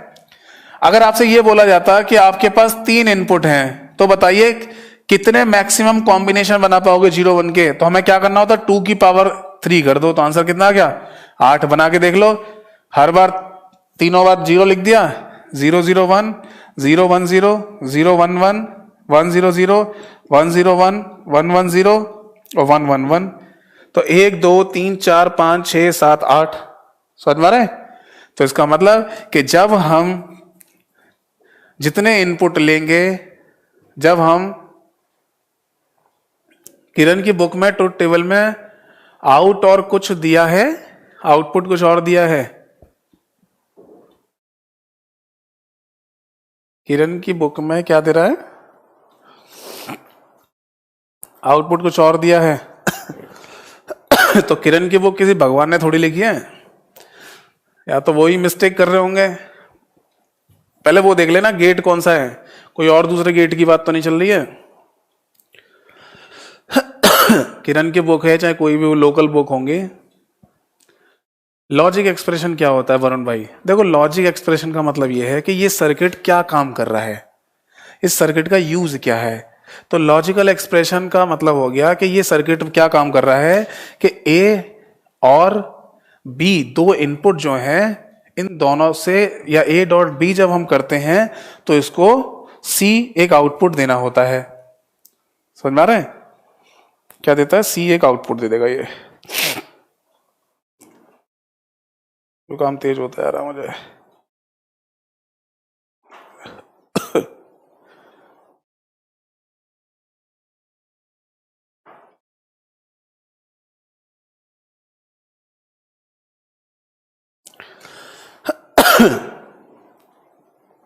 अब जैसे बिल्कुल ही हिंदी की अगर मैं बात करूं तो हिंदी में तो इसको ये बोलते हैं तार्किक अभिव्यक्ति। तार्किक अभिव्यक्ति कहा जाता है लॉजिकल एक्सप्रेशन को। समझ में आ रहा है? या बिल्कुल ही सिंपल लैंग्वेज में अगर आप बोलना चाहें तो ऐसे बोल दो कि इसका यूज कैसे कर रहे हैं। तो यूज ऐसे हो रहा है कि ए और डॉट बी करके हम क्या सी आउटपुट निकाल रहे हैं। समझ में आ रहा है? हाँ, एंड गेट अगर दे रखा है तो वो किरण की बुक में गलत दे रखा होगा, इसे ठीक कर लेना। चलो आगे बढ़ो। और कोई क्वेश्चन है किसी का? लॉजिक सॉरी इनपुट कैसे देते हैं? अरे भैया मेरे, समझ में नहीं आ रहा कैसे समझाऊं आपको और कैसे आप लोग समझेंगे।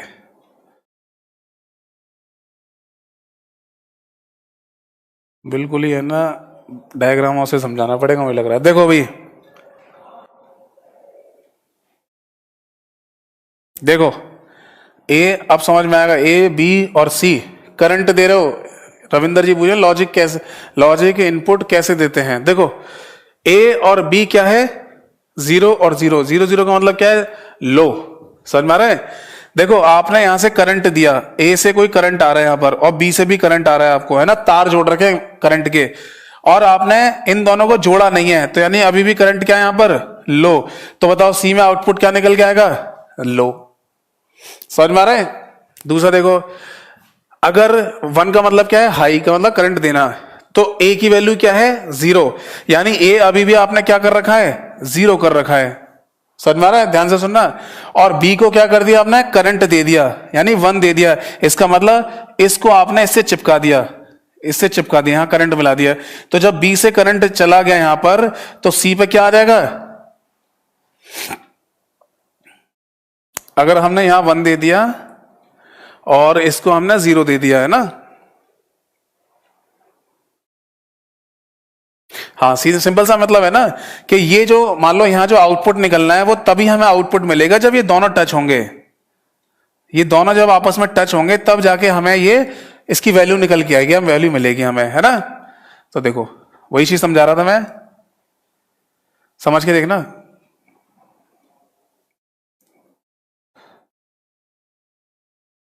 ये देखो, अगर मान लो ये आप खाली छोड़ दो, इसको टच ना कराओ, और ये टच करा दो, ये मान लो इससे आपने टच करा दिया, यानी वैल्यू वन दे दी, तब भी हमें आउटपुट क्या मिलेगा? जीरो ही मिलेगा। क्योंकि मान लो अगर कोई यहां बल्ब लगा हुआ है, वो तभी जलेगा जुड़ेगा जब दोनों तरफ से इनपुट आएगा हमारे पास। तब क्या होगा? जब इससे भी करंट आ जाएगा और इससे भी करंट आ जाएगा, तब मिला के हमें वो वहां पर आउटपुट मिलेगा। तीसरे केस में क्या कर दिया? यहां वन दे दिया और बी की वैल्यू जीरो दे दी। ए की वैल्यू क्या दे दी है? वन दे दी। बी की वैल्यू क्या दे दी है? जीरो। यानी इस केस में तो इसे जोड़ दिया होगा, और यहां ये अभी भी ऑफ है, तो भी क्या मिलेगा हमें? ऑफ ही आउटपुट मिलेगा। अब चौथा जो केस है उसमें क्या किया हमने कि ए की वैल्यू वन और बी की वैल्यू भी वन कर दी, यानी ए की वैल्यू भी, यानी इसको भी मैंने इससे जोड़ दिया और इसको भी इससे जोड़ दिया। यानी जब दोनों तरफ से करंट आ गया तो फिर हमें आउटपुट क्या मिल जाएगा? वन मिल जाएगा। यानी अब हाई आउटपुट मिल जाएगा। यानी ये समझ लो कि यहाँ कोई बल्ब लगा हुआ है, सिंपल सा कॉन्सेप्ट कि यहाँ एक बल्ब या लट्टू लगा हुआ है और मैं करंट छोड़ रहा हूं यहां से, है ना। जब दोनों करंट मिलते हैं तब जाके वो जलेगा, समझ में आ रहा है। जब दोनों तरफ से करंट आएगा तब वो जलेगा। तो पहले केस में दोनों ही नहीं जुड़ रहे थे तो बल्ब जला नहीं। दूसरे केस में एक छूटा हुआ था तार, एक जोड़ दिया था तो नहीं जला। ये तीसरे केस में ये है ना जोड़ दिया था, ये छोड़ दिया था तो भी नहीं जला। चौथे केस में जब दोनों तार जोड़ दिए तब जाके वो हमारा बल्ब जल गया।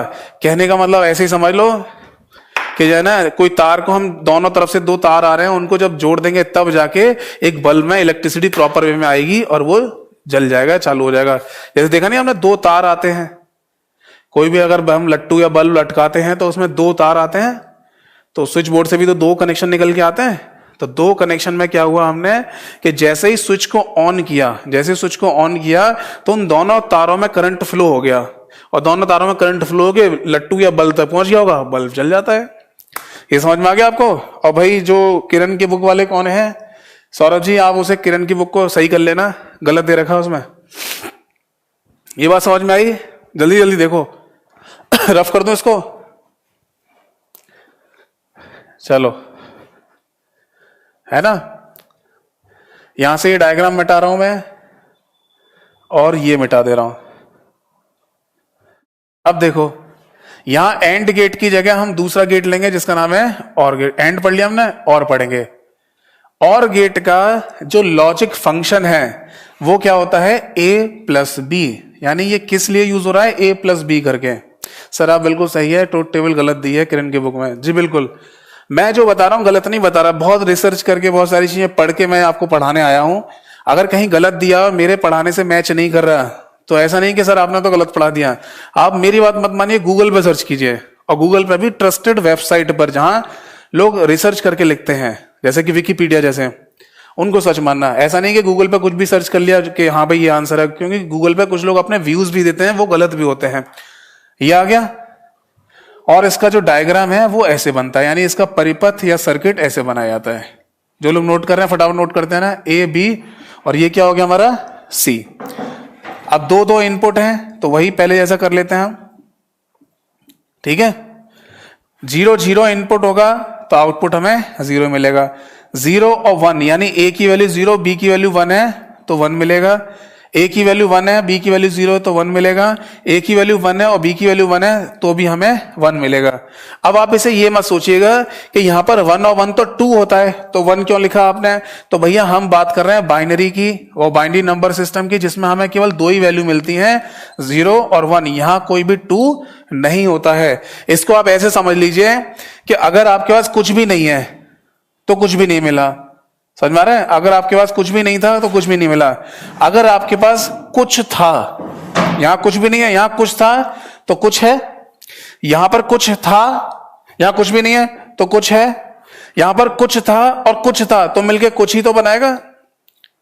क्या मतलब? ये no no that is no, no और सम मिलके क्या बनाएंगे, सम। सम और नो मिलके बनाएंगे सम, और सम मिलके क्या बनाएंगे, सम ही बनाते हैं। यानी अगर आपके पास कुछ है, थोड़ा है, और थोड़ा ही और मिला दिया जाए तो उसे थोड़ा ही कहा जाता है, ना कि उसे पूरा कहेंगे। तो यहां पर 1 और 1 का जो आउटपुट है वो 1 ही लिखा जाता है, ऐसे 2 और ऐसे कुछ नहीं लिखेंगे हम। समझ में आ रहे हैं? ये इसको आप है ना नो और सम से कर लो, रीजनिंग में जैसे करते हैं। नो और नो का सम क्या कहलाया, नो। नो और सम का सम क्या कहलाया, सम। सम और नो का सम क्या कहलाया, सम। और सम और सम का सम क्या कहलाया, सम कहलाएगा। इसको ऐसे समझ लेंगे। तो ये होगी इसकी सत्यता सारणी या ट्रुथ टेबल। समझ में आ रहे हैं?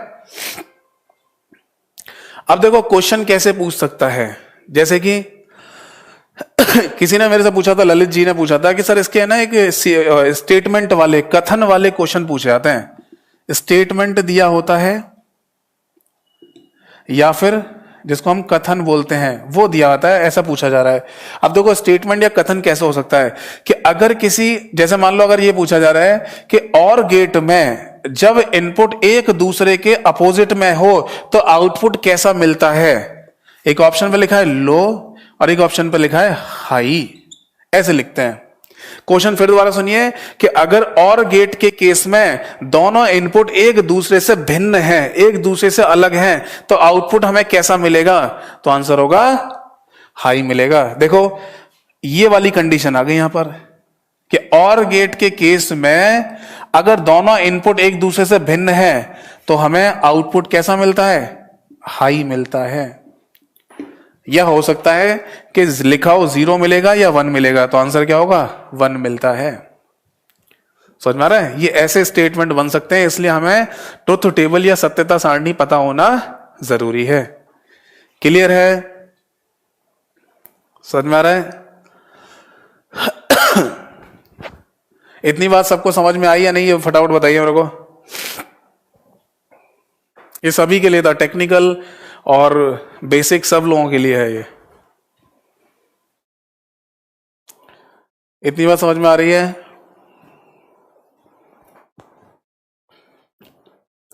देखो थोड़ा बहुत आपको भी समझने की कोशिश करनी पड़ेगी। देखो फिर अमित कह रहे हैं कि सब प्लेटफॉर्म किसे कहते हैं। अरे भैया मेरे यहाँ का क्वेश्चन देखो, ऐसे बीच में डाउट अलग अलग नहीं बताऊंगा। अमित कह रहे हैं ओएस प्लस माइक्रो प्रोसेसर क्या है, अभी यहाँ के पूछो। रेनू जी कह रही है सर मेरा कंप्यूटर बैकग्राउंड नहीं है, बट आप बहुत अच्छे से एक्सप्लेन कर रहे हो, अच्छे से समझ में आ रहा है। Thanks sir. Thank you Renu ji. अभी यहाँ का जो चीज है वो समझिए केवल, है ना? तो ये समझ में आ गया। स्टेटमेंट या कथन में क्वेश्चन में ऐसा लिखा मिले कि और गेट के केस में दोनों इनपुट एक दूसरे से भिन्न हैं, तो आउटपुट क्या निकलता है इनमें से? तो एक ऑप्शन पे लिखा है लो, एक पे लिखा है हाई। मान लो सी पे लिखा है 0,1 ऐसे लिख दिया, डी पे लिखा है नन ऑफ दीज, तो हमारा आंसर क्या आ जाएगा? ऑप्शन बी हाई। हर बार कुछ नया ही सीखने को मिल रहा है सर जी। चलिए बहुत अच्छी बात है। रविंदर जी कह रहे हैं सर जो पहले एग्जाम्पल दिया था वैसा ही एग्जाम्पल दीजिए। मैं बिल्कुल सारे एग्जाम्पल दे दूंगा जैसे पहले दिया हुआ है। फिलहाल के लिए देखो टाइम है बहुत कम, मुश्किल से 10 मिनट बचे हैं। सबकी ट्रुथ टेबल लिख लो, मैं चाहूं तो अगली क्लास में आके वो बिल्कुल एग्जाम्पल से बता दूंगा, है ना? ये गेट का क्या यूज है, कंप्यूटर में तो यूज है ही है, आपकी डेली लाइफ में भी यूज है, मैं बताऊंगा अभी। फटाफट जल्दी जल्दी सबकी नोट कर लो ट्रुथ टेबल, है ना? ये लिख लो बस आप। और गेट की समझ में आ गई? अगला लिख लो नॉट गेट। सारे डाउट बताऊंगा। नॉट गेट, नॉट गेट का परिपथ या सर्किट ऐसे बना लो, यहां पर ए और ए डैश लिखते हैं, यानी ए का अपोजिट, जिसको ए और ए डैश को ए का बार भी कहा जाता है, यानी ए का उल्टा। और यहां पर लॉजिक एक्सप्रेशन इसका, यानी तार्किक अभिव्यक्ति क्या होती है? A is equal to A dash या ए बार, है ना? तो यहां पर इनपुट और आउटपुट में भी चेंज हो जाएगा। यहां पर क्या हो जाएगा? इनपुट ए और आउटपुट ए बार, या फिर ए डैश भी बोलते हैं। इसका मतलब 0 देंगे तो 1 आएगा, 1 देंगे तो 0 कर देगा। फटाफट लिख लीजिए। जैसे मैंने वो बल्ब जलाने वाला एग्जाम्पल दिया था वैसे भी दे दूंगा मैं आपको, है ना? और इनका यूज कैसे है, कहां पर है, वो भी मैं बताऊंगा आपको।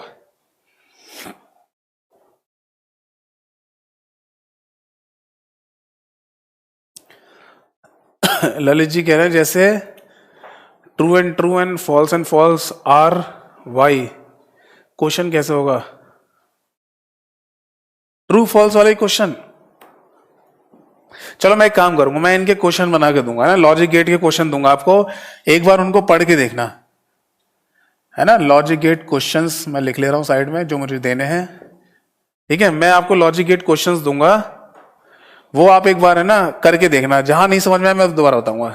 सर जी 1 को ट्रू और 0 को फॉल्स बोल सकते हैं? बिल्कुल बोल सकते हैं। 0 को लो की जगह फॉल्स भी बोल सकते हैं, और 1 को हाई की जगह ट्रू भी कह सकते हैं, दोनों ही मतलब है।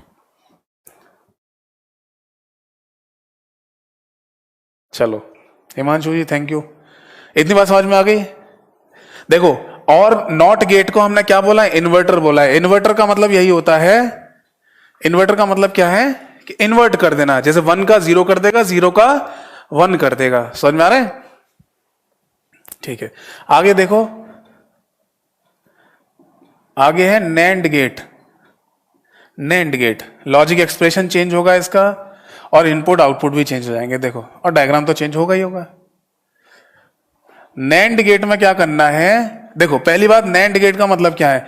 नैंड गेट का मतलब है NOT plus AND gate, NOT plus AND gate, NOT plus AND gate. तो पहले तो आप इसे एंड बना लो और इसके आगे नॉट, ये घुंडी सी या ये बॉल सी जो हम बनाते हैं ये वाला होता है नॉट।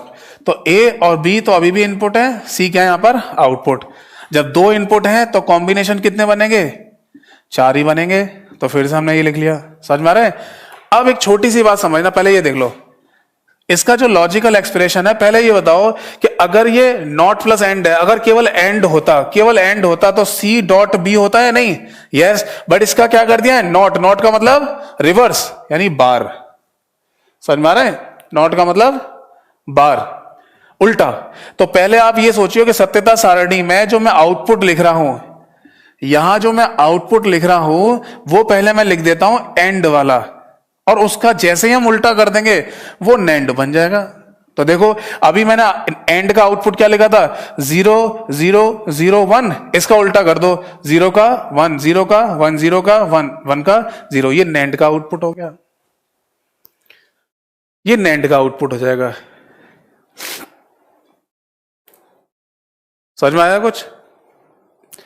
नैंड गेट का मतलब होता है नॉट प्लस एंड गेट, यानी एंड गेट को अभी उल्टा कर दिया जाए, नॉट बना दिया जाए तो वो नैंड कहलाता है। तो लॉजिक एक्सप्रेशन क्या था? C is equal to A dot B. A dot B क्या था? And gate. एंड गेट का उल्टा यानी उसके ऊपर बार या रिवर्स। इसको हम ऐसे भी लिख सकते हैं, C is equal to A dot B का बार, ऐसे भी लिख सकते हैं, यही मतलब होता है। तो ये चाहो तो आप एंड लिख लो, एंड का उल्टा कर दो, वो आपका नैंड कहलाएगा। फटाफट लिख लिया आपने? लिख लिया होगा। अब मैं आगे बढ़ता हूं क्योंकि मुझे कुछ एग्जाम्पल भी देने हैं। अब हम बात करते हैं नॉर गेट की, जल्दी जल्दी नोट कर लीजिए जो लोग नोट कर रहे हैं। नॉर का मतलब क्या हो गया? नॉट प्लस और, नॉट प्लस और। तो हमें क्या बनाना है इसका परिपथ या सर्किट, कि पहले तो बना देंगे और उसमें लगा देंगे नॉट, यानी ए और बी अभी भी इनपुट है, सी क्या है? आउटपुट है। लॉजिक एक्सप्रेशन कैसे चेंज होगा? ए प्लस बी था उसका बार कर दो, यानी इसे हम ए प्लस बी के ऊपर ब्रैकेट लगा के डैश भी लगा सकते हैं। इनपुट अभी भी वही है, आउटपुट चेंज कर लो। देखो अब हम क्या करेंगे, और का आउटपुट लिखिए, उसका उल्टा कर देना, वो नॉर का आउटपुट होगा। और का आउटपुट क्या आया था? 0 1 1 और 1, इसका उल्टा कर दो, 0 का 1 0 0 0, ये नॉर का आउटपुट हो गया। हाँ, टॉपिक खत्म होते हैं एमसीक्यू भी सेंड कर दूंगा, बिल्कुल। लॉजिक गेट के कुछ क्वेश्चन सेंड करूंगा, आप देखना करके कि समझ में आ रहे नहीं आ रहे। नहीं आएंगे तो क्लास में सॉल्व करवाऊंगा।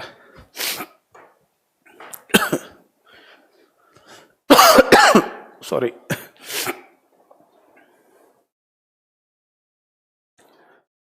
आज पूरे दिन सोता रहा हूं, बिल्कुल। कल रात से इतना कोल्ड हो गया था कि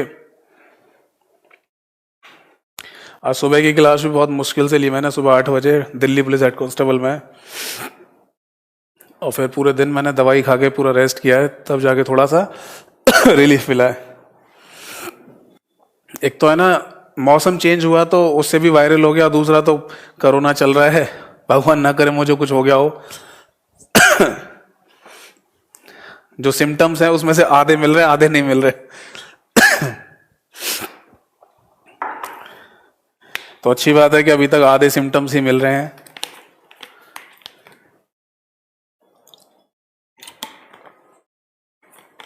तो एक नॉर्मल फ्लू भी होता है, मौसम जब चेंज होता है तो सर्दी जुकाम खांसी भी हो जाती है, बुखार भी आ जाता है।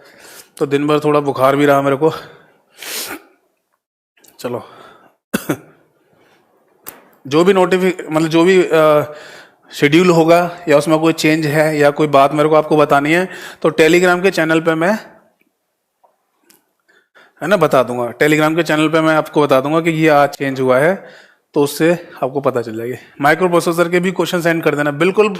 जो जो चीजें मैं पढ़ाऊंगा सबके क्वेश्चन सेंड करूंगा, आप टेंशन ना लीजिए। पहले ये बताइए समझ में आया नहीं आया? ठीक है। अब इसके बाद आता है एक्सॉर गेट, फटाफट नोट करते जा रहे हैं। एक्स और गेट, ठीक है। इसका लॉजिक एक्सप्रेशन जो है वो ऐसे लिखते हैं, ए प्लस के ऊपर ऐसे लगा देते हैं इस तरीके से, या फिर इसको फिर लिखते हैं C is equal to A dash B plus A B dash, या फिर इसको ऐसे भी लिख सकते हैं A bar B plus A B bar. इस एक्स को यहां पर एक्सक्लूसिव नाम दिया गया है, एक्सक्लूसिव, और ऐसे ही यहां पर एक्सक्लूसिव नॉर नाम देते हैं। अब इन्हें हटा दे रहे हैं यहां पे सत्यता, और हम इसका ये भी चेंज कर लेंगे, ये लिखेंगे हम आउटपुट, है ना। और इसका डायग्राम क्या बनेगा इस तरीके से, ये ए और बी अभी भी हमारे इनपुट हैं और सी आउटपुट है। इसमें क्या करेंगे, दोनों इनपुट जब लो होते हैं तो लो मिलेगा, दोनों इनपुट जब हाई होंगे तो भी लो मिलेगा, जब रिवर्स होते हैं तब हाई मिलता है। तो जो स्टेटमेंट या कथन वाला क्वेश्चन है, कथन या स्टेटमेंट वाला जो क्वेश्चन आता है इन पर बेस, उसमें ऐसे क्वेश्चन देखने को मिलेंगे। क्या होंगे क्वेश्चन वो, कि एक्स और या एक्सक्लूसिव और गेट के केस में दोनों इनपुट एक दूसरे से भिन्न हैं, तो क्या होगा, आउटपुट हमें हाई मिल रहा है। बट यहां एक क्वेश्चन ये भी मिल सकता है कि एक्सऑर गेट के केस में जब दोनों इनपुट एक दूसरे से सेम हैं तो आउटपुट क्या मिलेगा, तब आउटपुट लो मिलेगा, यानी लो मिलेगा, ये हाई हो गया, ये हाई हो गया। समझ में आ गया। गेट का मीन मल्टीप्लाई थोड़ी है। अब जैसे C is equal to A plus B था, ये और गेट का लॉजिक फंक्शन है, तो यहां मल्टीप्लाई कहां हो रहा है, गेट का मतलब सर्किट, परिपथ। समझ में आ गया। चलो अब बात कर लेते हैं एक्स नॉर की। ये फटाफट लिख लेना, सबके बारे में और अच्छे से समझा दूंगा। सॉरी नॉर नहीं, XNOR, XNOR gate. Logical expression उसका कैसे बनाते हैं, ए इसके बीच में गोला और बिंदी, फिर ये, और ये कैसे लिखेंगे, A dash B dash plus A B, या फिर इसको A bar B bar plus A B लिखा जाता है। इसमें क्या करेंगे, यहां पर केवल नॉट लगा देते हैं आगे, ए और बी इनपुट रहेगा, सी आउटपुट रहेगा, और इसमें आउटपुट क्या निकलेगा, ये 1 1 हो जाएंगे और ये हमारे 0 हो जाएंगे। यानी दोनों इनपुट जब लो होंगे, दोनों इनपुट जब लो होंगे या दोनों इनपुट जब हाई होंगे तो हमें आउटपुट हाई मिलेगा। रिवर्स के दोनों इनपुट एक दूसरे से भिन्न होंगे या अलग होंगे तो फिर हमें लो मिलेगा। मनु जी कह रहे हैं सर ये टॉपिक मुझे बीटेक में कम समझ में आया था, बट यहाँ पूरा समझ में आ गया। Thank you sir, thank you भाई साहब, ये समझ में आ गया। तो ये थी इनकी सबकी लॉजिक गेट्स की, जितने भी लॉजिक गेट्स हैं उनकी क्या थे, लॉजिकल एक्सप्रेशन यानी तार्किक अभिव्यक्ति, यानी काम क्या कर रहे हैं, इनका परिपथ यानी सर्किट डायग्राम, और इनकी सत्यता सारणी यानी ट्रुथ टेबल, ये मैंने आपकी बना के दिखा दी। इन पर बेस्ड क्वेश्चन मैं आपको भेज दूंगा, ठीक है। अब फटाफट है ना, कुछ लोगों ने बोला था इसका एग्जाम्पल यूज क्या है ये बता दो। देखो भाई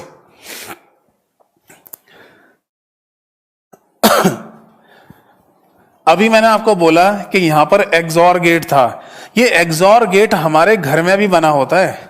इलेक्ट्रिशियन एक्सॉर गेट को हमारे घर में भी बना के जाता है। जैसे कि इसमें इनपुट क्या थे,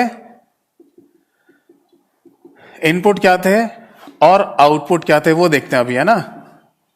इनपुट में ए और बी था, आउटपुट में सी था, है ना। क्या लिखा था हमने, 0 0 0 1 1 0 1 1। ये क्या था, 0 0, यहां पर 1 1। 0 का मतलब लो, 0 का मतलब लो, और 1 का मतलब हाई, 1 का मतलब हाई। देखो भाई इसका यूज हमारे घर में कहां है, हमारे घर में सीढ़ियों पर एक सर्किट बोर्ड लगा रहता है, स्विच ऑन ऑफ करने का, एक बल्ब या ट्यूबलाइट का, जो नीचे भी है और जहां सीढ़ियां खत्म होती हैं वहां पर भी है। तो फिर इलेक्ट्रिशियन ने एक काम किया कि नीचे स्विच बोर्ड में भी एक स्विच लगाया और ऊपर वाले स्विच बोर्ड में भी एक स्विच लगाया और दोनों स्विचेस से बीच वाली सीढ़ियों के या जीने के बल्ब को या ट्यूबलाइट को कनेक्ट कर दिया। तो देखो क्या किया, जब नीचे स्विच ऑफ नीचे स्विच, चाहे तो लो को आप ऑफ भी बोल सकते हैं, है ना, और हाई को ऑन बोल दीजिए, हाई को ऑन बोल दीजिए और लो को आप ऑफ भी बोल दीजिए, है ना। जब दोनों स्विचेस ऑफ हैं, नीचे भी ऑफ है ऊपर भी ऑफ है, तो बल्ब सीढ़ियों पे क्या है, ऑफ। जब नीचे से तो ऑफ रहने दो और ऊपर जाके स्विच को ऑन कर आना, तो बल्ब क्या हो गया, ऑन हो गया। नीचे से ऑन करके जाओ, ऊपर क्या है, बल्ब, वो स्विच अभी भी ऑफ है, तब भी ऑन हो गया। और अगर नीचे से ऑन करके गए और ऊपर जाके भी ऑन कर देना, बल्ब क्या हो जाएगा, ऑफ हो जाता है। यानी एक सीढ़ी पे लगाया गया बल्ब दो स्विच बोर्ड से कनेक्टेड कर दिया जाता है। समझ में आ रहे हैं। अगर केवल एक ही स्विच बोर्ड होता, एक जो सीढ़ियों के नीचे दिया हुआ है, तो नीचे से बल्ब जला के चले आते, क्योंकि सीढ़ियों पर अंधेरा होता है ना रात में, तो बल्ब जला के चले आते। बट छत पे से जब लौट के आते तो सीढ़ी पे नीचे आके हमें बंद करना पड़ता, हमें नीचे आके बंद करना पड़ता, और इतनी देर के लिए वो सीढ़ियों पर वो बल्ब जलता रहता, इलेक्ट्रिसिटी यूज होती रहती वहां पर। समझ में आ रहा है। या फिर अगर मान लो स्विच बोर्ड ऊपर ही लगा दिया जाए, तो नीचे से तो फिर अंधेरे में जाओगे, फिर ऊपर जाके जलाना पड़ेगा, तो फायदा ही क्या हुआ फिर भाई। जब ऊपर अंधेरे में चले गए तो ऊपर जलाने की जरूरत ही क्या पड़ रही है, फिर अंधेरे में ही काम करके आ जाओ। नहीं, तो उसने क्या किया, इलेक्ट्रिशियन ने दो स्विच बोर्ड कनेक्शन दिए, जिससे बल्ब एक्टिवेट हुआ या चल रहा है। इतनी बात समझ में आई या नहीं। ये तो है हमारे घर का प्रैक्टिकल एग्जाम्पल। ऐसे ही पूरे कंप्यूटर के अंदर ये सारे लॉजिक गेट का कॉन्सेप्ट है। पूरा कंप्यूटर हमारा जो इलेक्ट्रिसिटी से चलता है, उसके अंदर यही लॉजिक गेट्स हैं, यही लॉजिक सर्किट्स काम करते हैं। बस इनका बड़ा बड़ा बड़ा बड़ा बड़ा बड़ा रूप होता चला जाता है और फाइनली एक कोर टेक्निकल चीजें निकल के आती हैं फिर जाके। ये बहुत बेसिक है। इतनी बात समझ में आई या नहीं, सबको क्लियर है, सबको क्लियर है नहीं। फटाफट जल्दी से बताइए कमेंट सेक्शन में, इतना क्लियर हो रहा है नहीं हो रहा।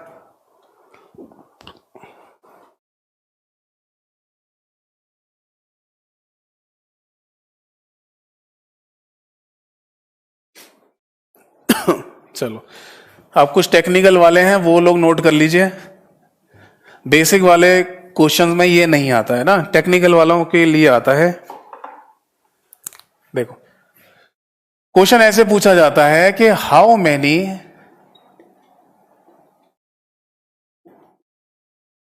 NAND and NOR gates are required to make AND logic gate. Hindi में क्या बोलेंगे, बस खत्म कर रहा हूं, अभी जा रहा हूं। कितने NAND और NOR गेट की आवश्यकता होती है जब आपको AND लॉजिक गेट बनाना हो। कितने NAND और NOR गेट की आवश्यकता होगी जब आपको AND लॉजिक गेट बनाना हो। समझ में आ रहा है क्वेश्चन क्या है। हिंदी और इंग्लिश दोनों में बोल दिया मैंने। तो आपको एक टेबल याद करनी है। देखो, ये तो गेट के नाम याद कर लेना। यहां पर लिखना NAND, यहां लिखना NOR, ठीक है। यहां पर नाम लिखिए, नॉट गेट, एंड गेट, और गेट, और आपका XOR गेट, XNOR गेट। ये बहुत बढ़िया डायग्राम बना रहा हूं, बहुत बढ़िया ना टेबल बना रहा हूं, इससे सारे क्वेश्चन याद हो जाएंगे। हमेशा रट लेना, याद कर लेना इसको, है ना, कभी गलत नहीं होगा क्वेश्चन। यहां नंबरिंग कर दो 1 2 3 4 5, यहां नंबरिंग कर दो 1 3 2 5 4। एक मिनट, समझ में आ रहे हैं? हाँ, ये समझ में आया। देखो, how many NAND and NOR gates are required to make an AND gate. देखो, हाउ मेनी NAND NOR की जरूरत पड़ेगी किसको बनाने के लिए, एंड गेट को बनाने के लिए। देखो, एंड गेट को बनाने के लिए 2 तो NAND गेट और 3 NOR गेट। आंसर क्या होगा इस क्वेश्चन का, आंसर क्या होगा, 2 NAND, कॉमा 3 नॉर गेट्स। ऐसे क्वेश्चन देखने को मिलेंगे आपको। अब इतनी बात समझ में आई या नहीं, फटाफट बताओ मुझे, इतनी बात समझ में आई या नहीं? तो ये याद कर लेना है इसको, ठीक है। टेक्निकल वाले ये क्वेश्चन कर लेना, बहुत अच्छा क्वेश्चन है। ऐसा क्वेश्चन देखने को मिल जाता है हमें अक्सर टेक्निकल एग्जाम्स में। जो लोग मुझे देख रहे हैं लाइव, फटाफट बताओ समझ में आया नहीं? ठीक है, तो आज की सभा को यहीं समाप्त करता हूं, है ना। Good night to all of you, thanks for listening and watching me at Careerwill platform. बने रहिए मेरे साथ व्हाट्सएप और टेलीग्राम पर, और तबीयत ठीक रहती है तो कल का मैं बता दूंगा आपको टेलीग्राम पर, है ना, क्योंकि तबीयत मेरी थोड़ी सी ठीक नहीं लग रही है, फीवर भी है कुछ। तो अगर तबीयत ठीक रहती है, वैसे कल की जो टाइमिंग है हमारी वो चेंज करा ली है, वो 11 से 12:30 है ना, 11 AM से 12:30 PM तक की टाइमिंग है, ठीक है। अगर कोई चेंज होता है या मान लो नहीं तबीयत खराब होने पे बढ़ा पाता तो मैं टेलीग्राम पर आपको बता दूंगा, ठीक है। चलो, इसके बाद इसमें एक चीज और रह जाती है कि नैंड से नॉर बनाना हो और नॉर से नैंड बनाना हो, कितने की जरूरत पड़ेगी, ये आप लोग भी पढ़ना, सोचना और सर्च करके बताना मुझे। अगली क्लास में डिस्कस करूंगा। Thank you so much. Good night to all of you. Good night.